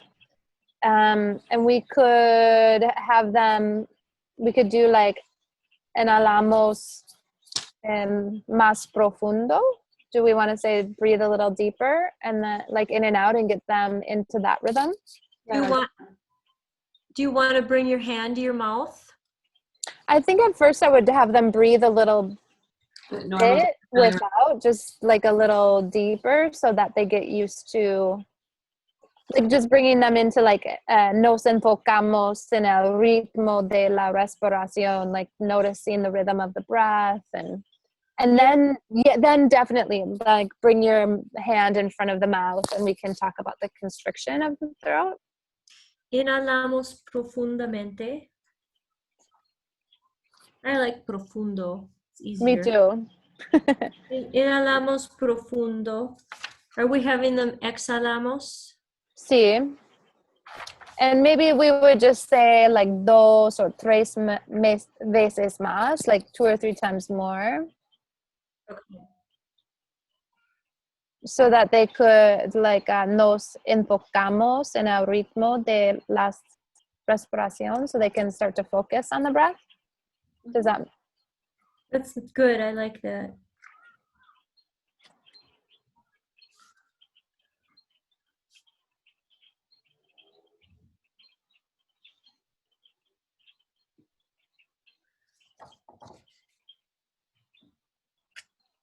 Okay, then I don't know what step comes next in English.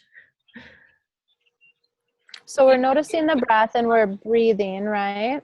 Maybe here you would add a line about prana, or have we already introduced why we're, oh, I see. Okay.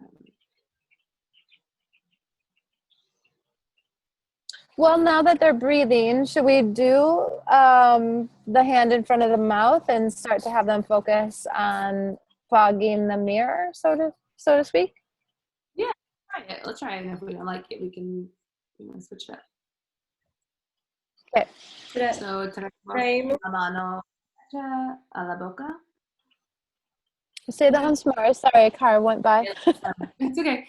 Traemos la mano derecha a la boca. Like bring your right hand to your mouth. Is that what you would say? Is it in front? Would you say in frente or derecha? Derecha, she means la mano derecha, the right hand. Oh, yeah. Okay. I think if you just bring it to your mouth, then people will know what to do. Like, traemos la mano derecha a la boca. Mm-hmm. Okay. I like it.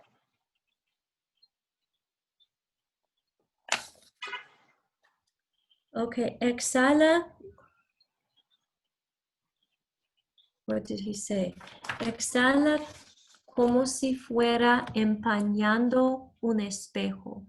I know he said quisiera, but to me, fuera sounds like an option, possibly. I think it could make sense. I need to make sure. It because maybe quisiera works better and fuera will sound really weird. So I want to ask Andrew that too. Okay. Exhala como si quisiera empañar una. Okay, I think that sounds good. Can you write that? Oh God, I didn't even write that. Did you write? Can you write that, Claire? You're a better Yeah, speller. One more Oh my time. God. Just tell me. Can you repeat it? And I'll write it. Okay. So, inhalamos profundamente y contractamos o contraemos la garganta y how do we say here? Escuchamos. Oye. Y oyemos las. What is it? So, Escuchamos so exhala y escuchamos el Oceanica. Yeah. Did you say Oceanica? Do you want to say Oceano? It's Oceanica, isn't it? What are you Oceanica. trying to say? Ocean, or are you trying to say Yeah, the ocean waves, ocean sounds. las olas del Yeah. océano? Yeah, remember that oceánico is an adjective that means ocean, right? El océano is the ocean. But if you want to use the word as an adjective to call it like ocean breath, it needs to be la respiración oceánico or oceánica, since it's feminine. How would you just say just ocean? We were trying to say this sentence like inhale deeply, contract your throat as you're listening to the sound of the ocean waves. Goodness me. So this is what I'm then trying we to say can about keeping it simple. expressive. Yeah? So So complicated. make it easier. Cerramos un poquito la garganta o restringe tu tráquea un poquito, ¿ya? Inhalamos y produce un sonido como las olas del mar. Punto. ¿Ya? So just keep it really simple like that. Don't go complicating yourself any more than you need to. Does that make sense? Yeah. Yeah. All right. I'll leave you to it again. You've got around Simple, about right? 10 more minutes. Sorry, I said Claire, did I spell that right? Well, if it's producing, vamos produciendo. Producing present progressive. Anyway. No, do you want to make the noises of the throat or the noises of the ocean? Well, your throat So is what going to happens- sound like the ocean. Say the sentence in English because I'm a little lost. Inhalamos. What are you trying to say? So I mean that sentence I gave him was inhale deeply through your nostrils.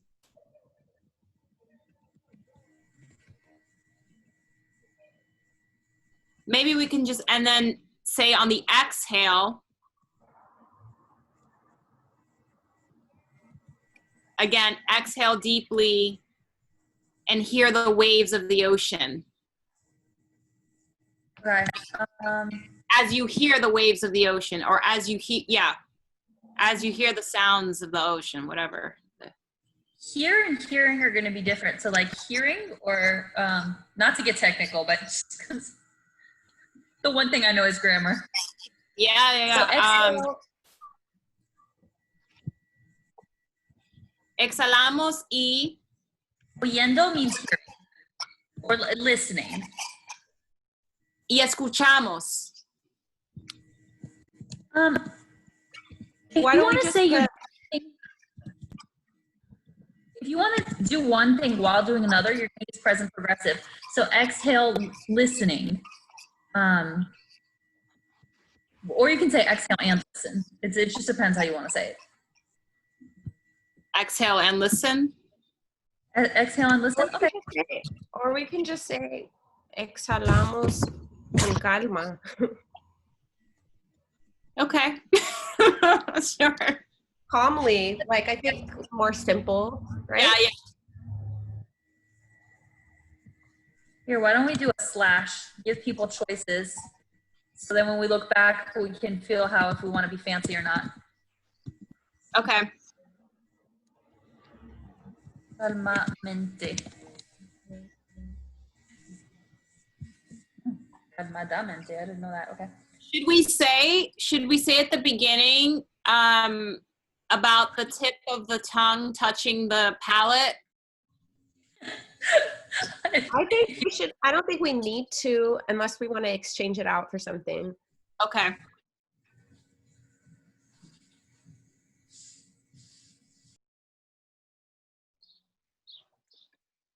Would we need to cue to keep your mouth open when we're fogging up the mirror? Just because then we cue it closed later? I don't know. I don't know. I feel like that's kind of understood in a way because I don't know.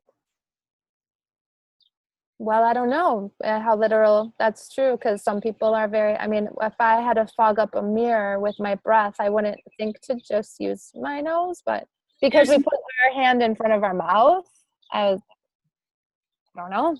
It's a good question. It could be overkill. I'm just thinking like, I thought of it more because we then say to close your lips. And so I make sure that they were open. We could slip an abrimos la boca in there somewhere because I was the one starting out this whole thing saying fog a mirror through your nose, which I invented. Well, okay, so we have traemos la mano derecha hacia la boca. Bring your right hand in front of your mouth. We could say con la boca abierta. Traemos la mano derecha a la boca abierta. Bring it to your open mouth. Your mouth is now open. Like con los la boca abierta, like exhala, como si quisiera. Could you put that in front? Con la boca abierta, exhalamos. Yep.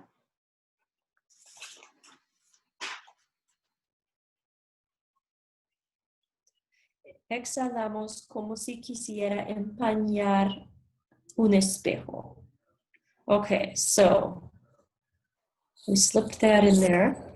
Let me do dos más. Celar ligeramente. That's going to be my word of the day. Ligeramente los labios. Y continuamos con la misma calidad de respiración.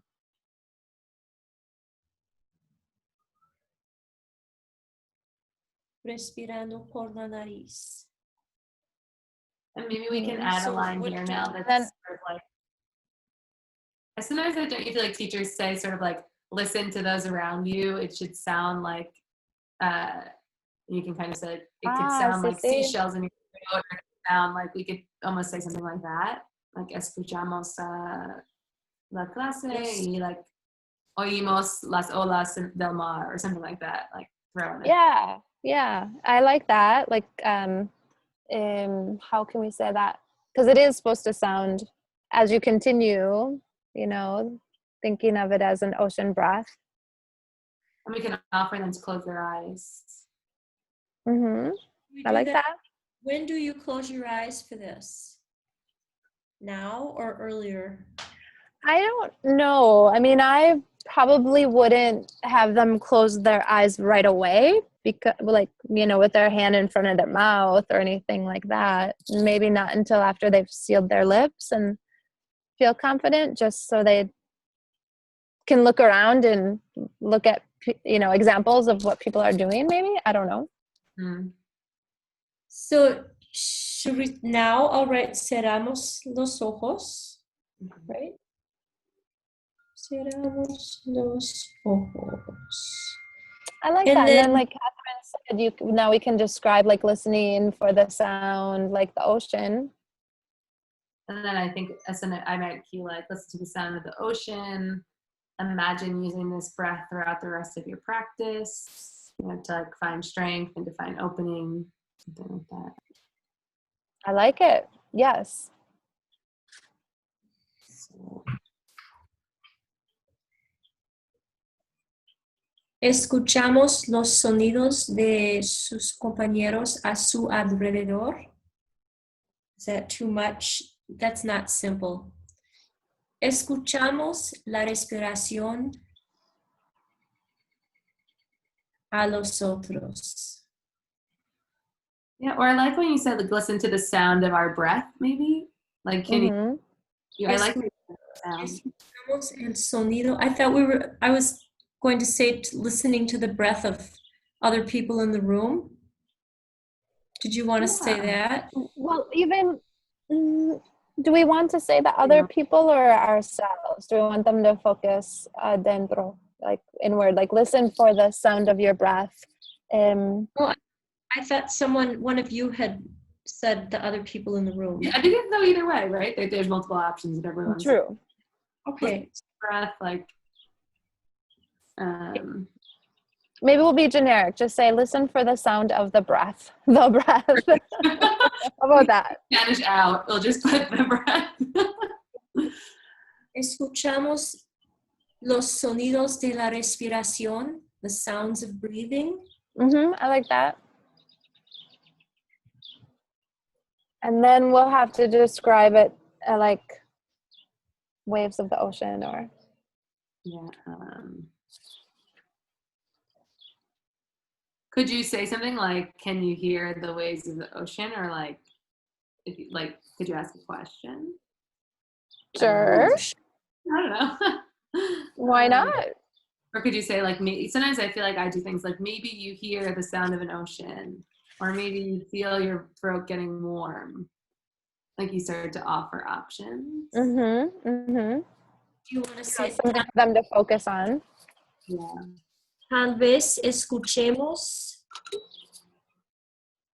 we could say el bramar del océano. Maybe you hear the roar of the ocean, or is roar too intense? Maybe waves. Las olas del océano. So do you want to say maybe you hear the sounds? Yeah. So you can be a bit poetic here. Yeah. Tal vez. So if we say tal vez, then we have that's going to trigger the subjunctive. Yeah, and we do have to keep it easy, don't we? Oh, yeah, maybe we don't go down that road. Or we just say listen for the sound. I don't know. For the sound of the waves, or saying tal vez escuchemos las olas del océano. I don't think that's not too much. No. Okay. You should hear my meditation. I feel like, oh no, I've got to make it more simple. But I don't mind. You author that self-questioning. Tell me how you want it to sound.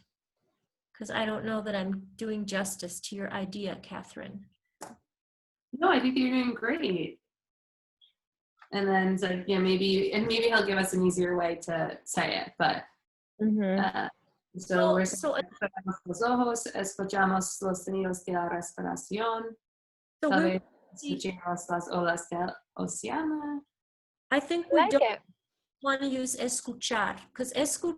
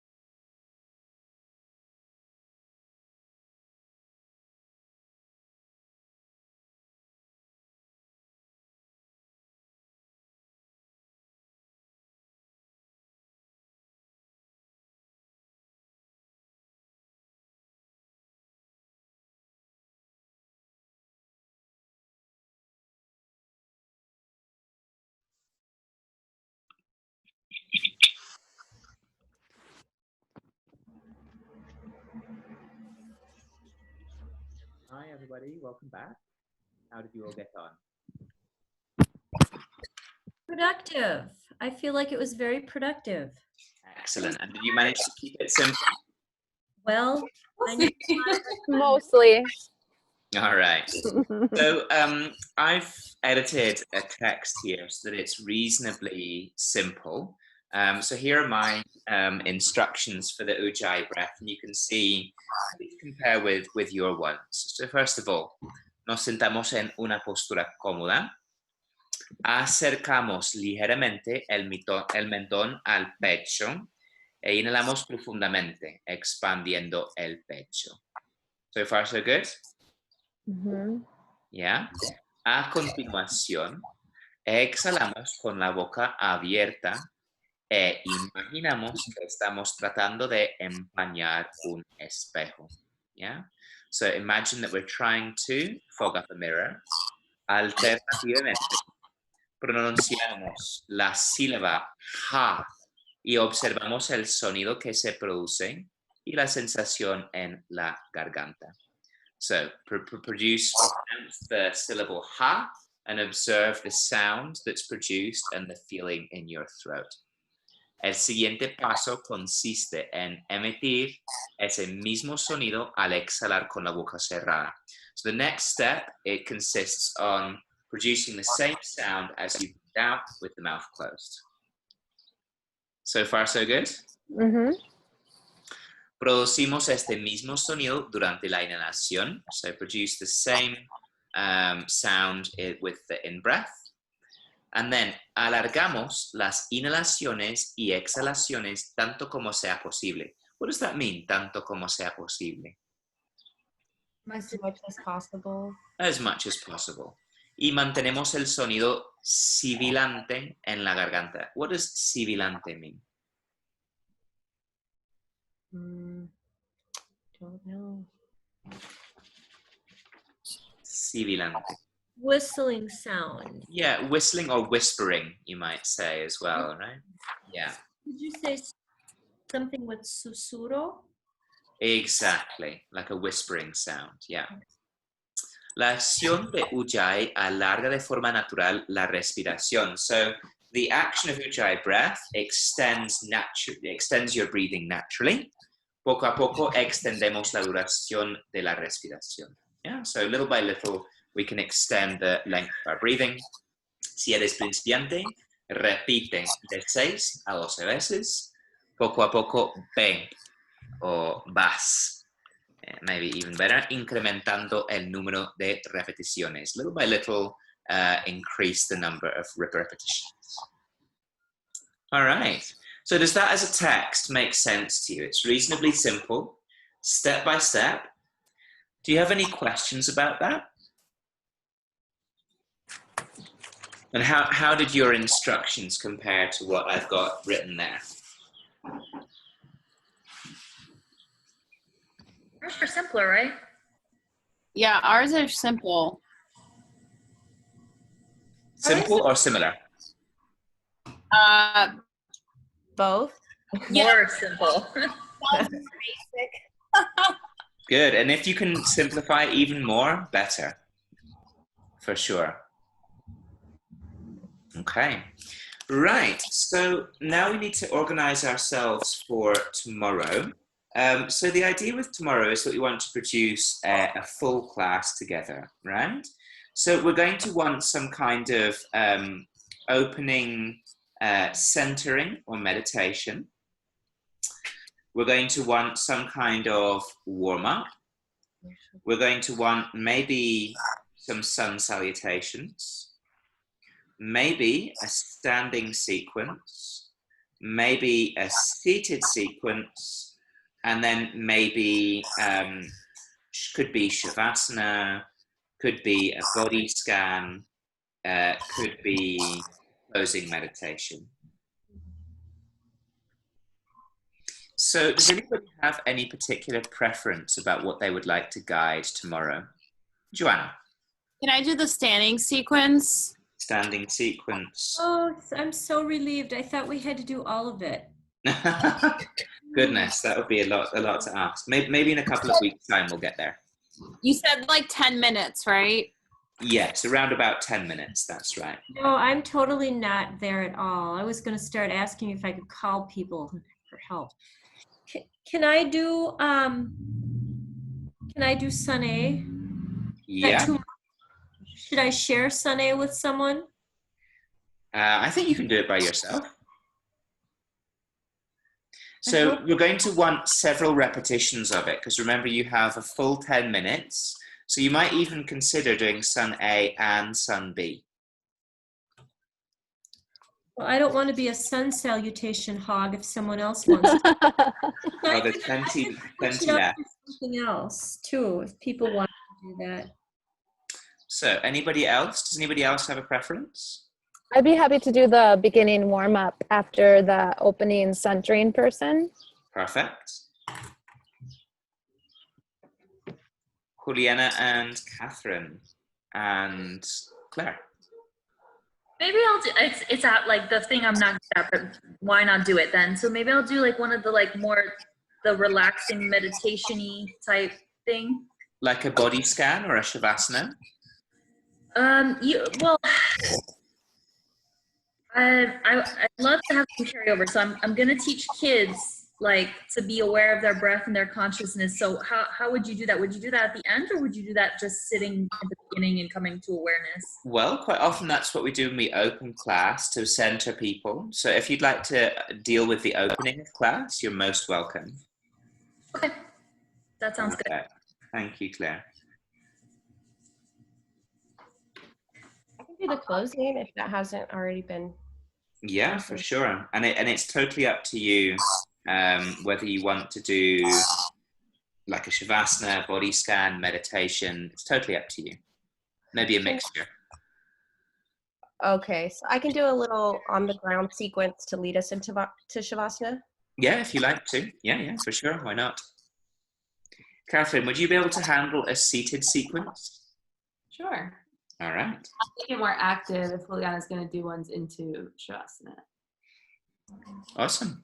Perfect. Okay, well done, everyone. So we'll have the opening will be Claire, warm-up Vicky, sun salutations Diane, standing sequence Joanna, seated sequence Catherine, and then closing Juliana.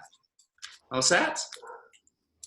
So when I do a warm-up, I'm going to help the people kind of be a little poetic, connect to the breath, and then maybe a couple seated stretches. Is that, I'm trying to think what 10 minutes looks like.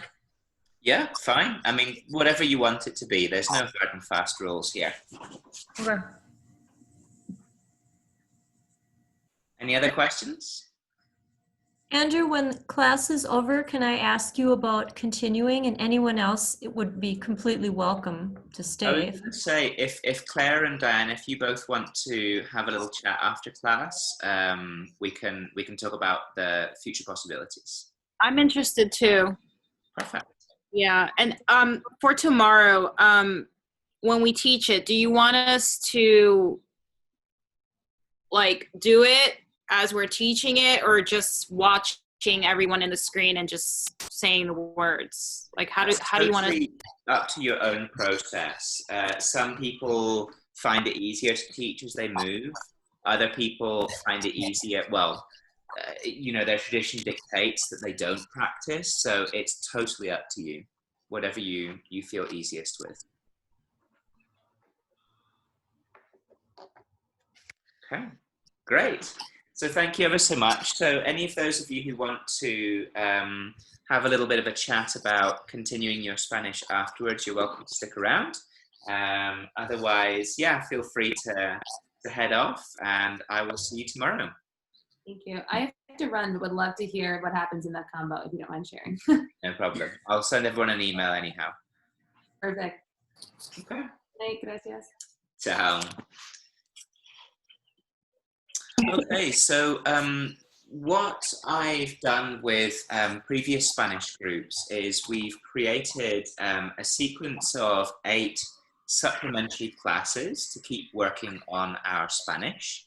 They're an hour and a half as opposed to 2 hours, which I think might be a little bit easier in the evening for you all as well, if you continue to study in the evening. The idea is to work in a lot more depth on some of the areas that we've been looking at. So we tend to start off with like a seated warm-up. The second session, we go on to look at standing postures, we look at seated postures, and then we look at things like meditations and pranayamas in a bit more detail. And it just gives us a bit more opportunity to integrate a little bit deeper some of the stuff that we've already learned, to present and look at some new material and some new vocabulary, and to, more than anything else, keep teaching. So there's always like a good sort of 15 minutes, 20 minutes in each class where we teach one another. So for those of you who want to sort of keep on with your Spanish and keep your Spanish strong, it's a really great option. What we're doing as well is we're moving some of our Spanish language classes onto Zoom. So you may want to participate in some of the Spanish language classes as well. And that's something that we could include kind of as a package together. So I don't know if anybody has any questions about that, or things that you might suggest or that you might like to do, or things that you might like to include in those sessions. With regard to the specifics, the hour and a half, is it like every day again, or is it once a week, or how do you? So we've been doing it twice a week. So on Tuesdays and Thursdays. And that way you have the opportunity to take the Spanish language practices, which are on Mondays and Wednesday evenings on Zoom, if you would like to do that. Okay. So you can kind of mix things up. You know, Monday you do asana practice, Tuesday you study with me, Wednesday asana practice, Thursday study with me, if that makes sense. Mm-hmm. Mm-hmm. I like that. What time? So we would probably run these sessions in the evenings from 6 to 7:30. So we're not joining an existing class, we're starting a new class with us? Exactly. Yeah, that's right. Yeah. And the Spanish language class, like, are we going to like beginners, or like, how is that structured? So it is a class that is pitched at more beginner level students, but obviously you're not doing it for asana practice, you're doing it for language practice. So what you're doing is you're joining it to really hear how native Spanish speakers handle teaching, if that makes sense. Okay, so the Monday, Wednesday class is yoga? Yes, it's Yoga Básico with Andrea. That's Oh, right. I see. Okay, when you said a Spanish language class, I was thinking like an instructional class, but that would be I know. really. Oh, that's what I thought too. Oh, I beg your pardon. My bad. Yeah, so it's Andrea's beginner Spanish class for asana practice. So she practices a lot with her students there, and you would be joining it as other students of hers, if that makes sense. Oh, that's perfect, because that's what I need to learn how to do. So the idea is that will give you the immersion part, so kind of absorbing yourself in what native Spanish sounds like, while at the same time continuing to practice with me on the composition and the practicing teaching, if that makes sense. Mm-hmm. Mm-hmm. Well, I'm definitely in. Turns out I'm not going to Europe. Not yet. Andrew, Yeah. how long did you say the program is? So with that program takes a month. Again, it's up to you how much of the asana practice you do. So it's really the language classes that are twice a week that are, you know, the important part of that course, if you see what I mean. Would it be possible to only do half of it, like 2 weeks of it? Yeah, I mean, if at the end of the day, the important thing is for you to get out of this what you want to get out of it. So yeah, I mean, I'm amenable. It's not something we're certifying with the Yoga Alliance right now. I mean, we could do, but like at the end of the day, if you just want to sort of dip in and out, we can also talk about that. Okay.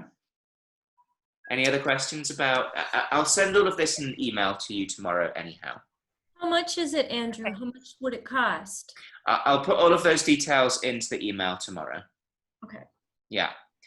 But Just it'll be less expensive than this course, obviously. I have one more question. Yeah. When does this start? Up to you, but I mean, I'm free to start next week, basically, if you want to just keep the momentum going. In fact, I would even suggest it. Okay. And Andrea's class, so she's teaching an asana class and we're just taking her class. That's what it is? Precisely. Okay. Cool. All right. Thank you so much, Andrew. Thank you Bye, so much. everyone. See you tomorrow. My pleasure. Andrew, I have another question about teacher training at Yeah. Flying. Let's chat about it. Go ahead, Diane. I don't know what I'm doing. I'm all over the map with my teacher training. And I'm just really concerned that my studio that I'm planning to take training at won't be set up for online learning in October. And I want to look at other options. Mm-hmm. And I really want to do it in Spanish, but maybe I want to possibly do it in both if I could. Sure. But how much is your teacher training? How much are we charging? And are you doing online? Yes, we are doing online. We're planning on hosting a course that will be starting in early July and covering the 200 hours during July and August. I'm down. My only worry about it is not necessarily like financially. I think it's great, you know, but the time commitment of being in front of the computer and what hours. Those are the things that I've been starting. Exactly, and Where you I'm know like, oh what? gosh. I mean, we as teachers feel that as much as you do, and that's the nice thing about this course is that the asana practice, you can do that as and when you want. That's totally. I mean, you can start that now if you want. So you can actually start building up your hours like way in advance and really get like a decent chunk of the training done, just sort of piece by piece during the next few months. You can even include some of Andrea's Spanish language asana practices in your teacher training. That's one of the benefits about doing asana classes with us, is that any asana classes you take with us count towards that 200-hour total, if that makes sense. So that's the thing with doing some of the practice in Spanish, Diane, is that you can do a lot of your asana practice in Spanish if you want with our teachers. So that might be one of the major benefits for you in terms of taking the course, is that the asana component is around about, I think, 45 hours of practice. And that part you can do in Spanish, no problem. The theory, where we talk about things like philosophical concepts, where we talk about sequencing, where we talk about things like ethics as a yoga teacher, obviously those things we handle at the moment in English because our presentations are written in English, and it's a lot easier to understand one another in this very direct way when we're dealing with it in our first language, if that makes sense. Yeah, it does make sense. And I think, but anyway, Claire, I have more questions, but Claire, what were you going to say? No, I was, yeah, I mean, I was just curious about the teacher training too, because yeah, I've been like really looking forward to it. And obviously, you know, COVID happened, but Sure.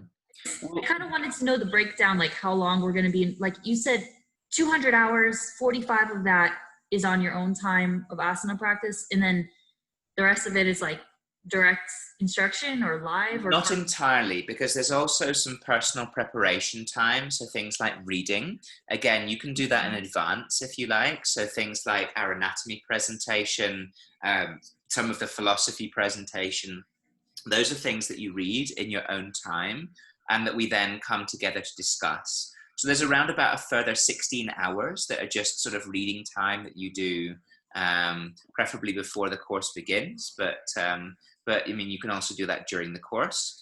The idea with dividing the course across a couple of months means that we can drastically cut down on the number of hours that we're actually doing each day.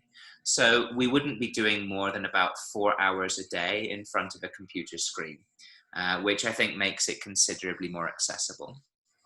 So in August, I don't know what I'm doing, of course, but I might possibly go back to school.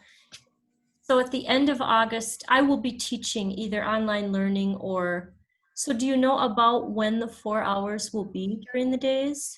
So what I'll do is I'll put together a description of the course with some suggested times, and I'll send that to you. Both of you are able to do mornings? I am now, depending, but late in August, that would be the only dicey time for me. I'm supposed to go back to work a week. Well, it's actually 2 weeks. Like the last weeks in August, I wouldn't be able to do mornings. Okay, that's fine. Starting, I'd have to look at a calendar, but like around the 20th. Yeah. Yeah. Let We me have a probably little have the look at same putting together schedule. some hours, and I'll send you some options, yeah?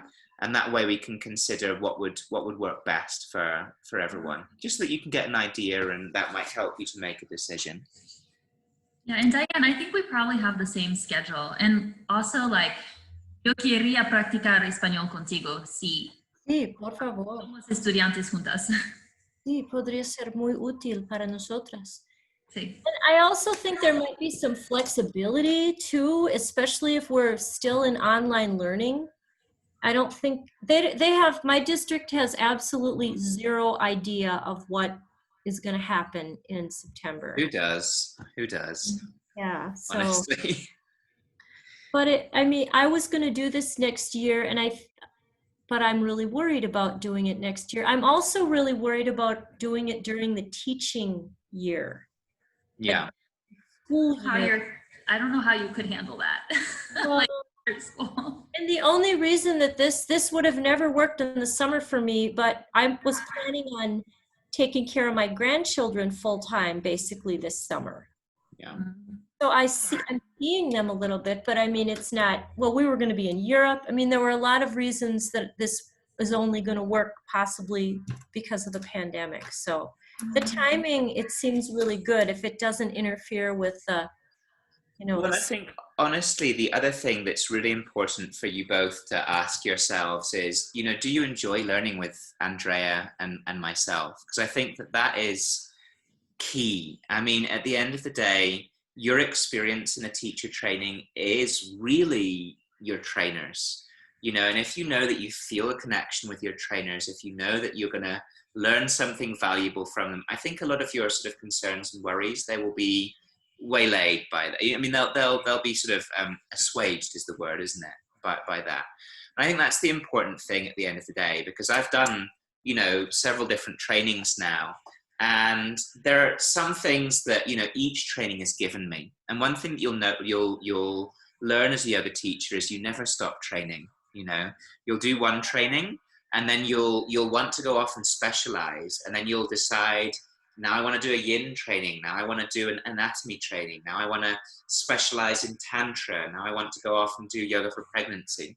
So don't feel the pressure of having to learn absolutely everything in your first training, because it's a lifetime's journey, right? And in every training, you'll pick up something marvelous, something remarkable, something that will change your practice, that will change your understanding. And then you'll go on and do something else with someone else, and it's all part of the journey. Well, it's super great to get to know you and Andrea and your studio. It's been a good, really good test drive. So that part of it is a definite yes. I would feel really good about that. So, well, I'll look forward to your information. And Great. Perfect. And I'll have a little, I'm having a chat with Andrea these days as well. So yeah, just look out for my emails, and we'll talk soon. Okay, thank you very much. My pleasure. Have a lovely evening, ladies, and I'll see you both tomorrow. You too. Bye. Bye. Bye, Claire. Ciao.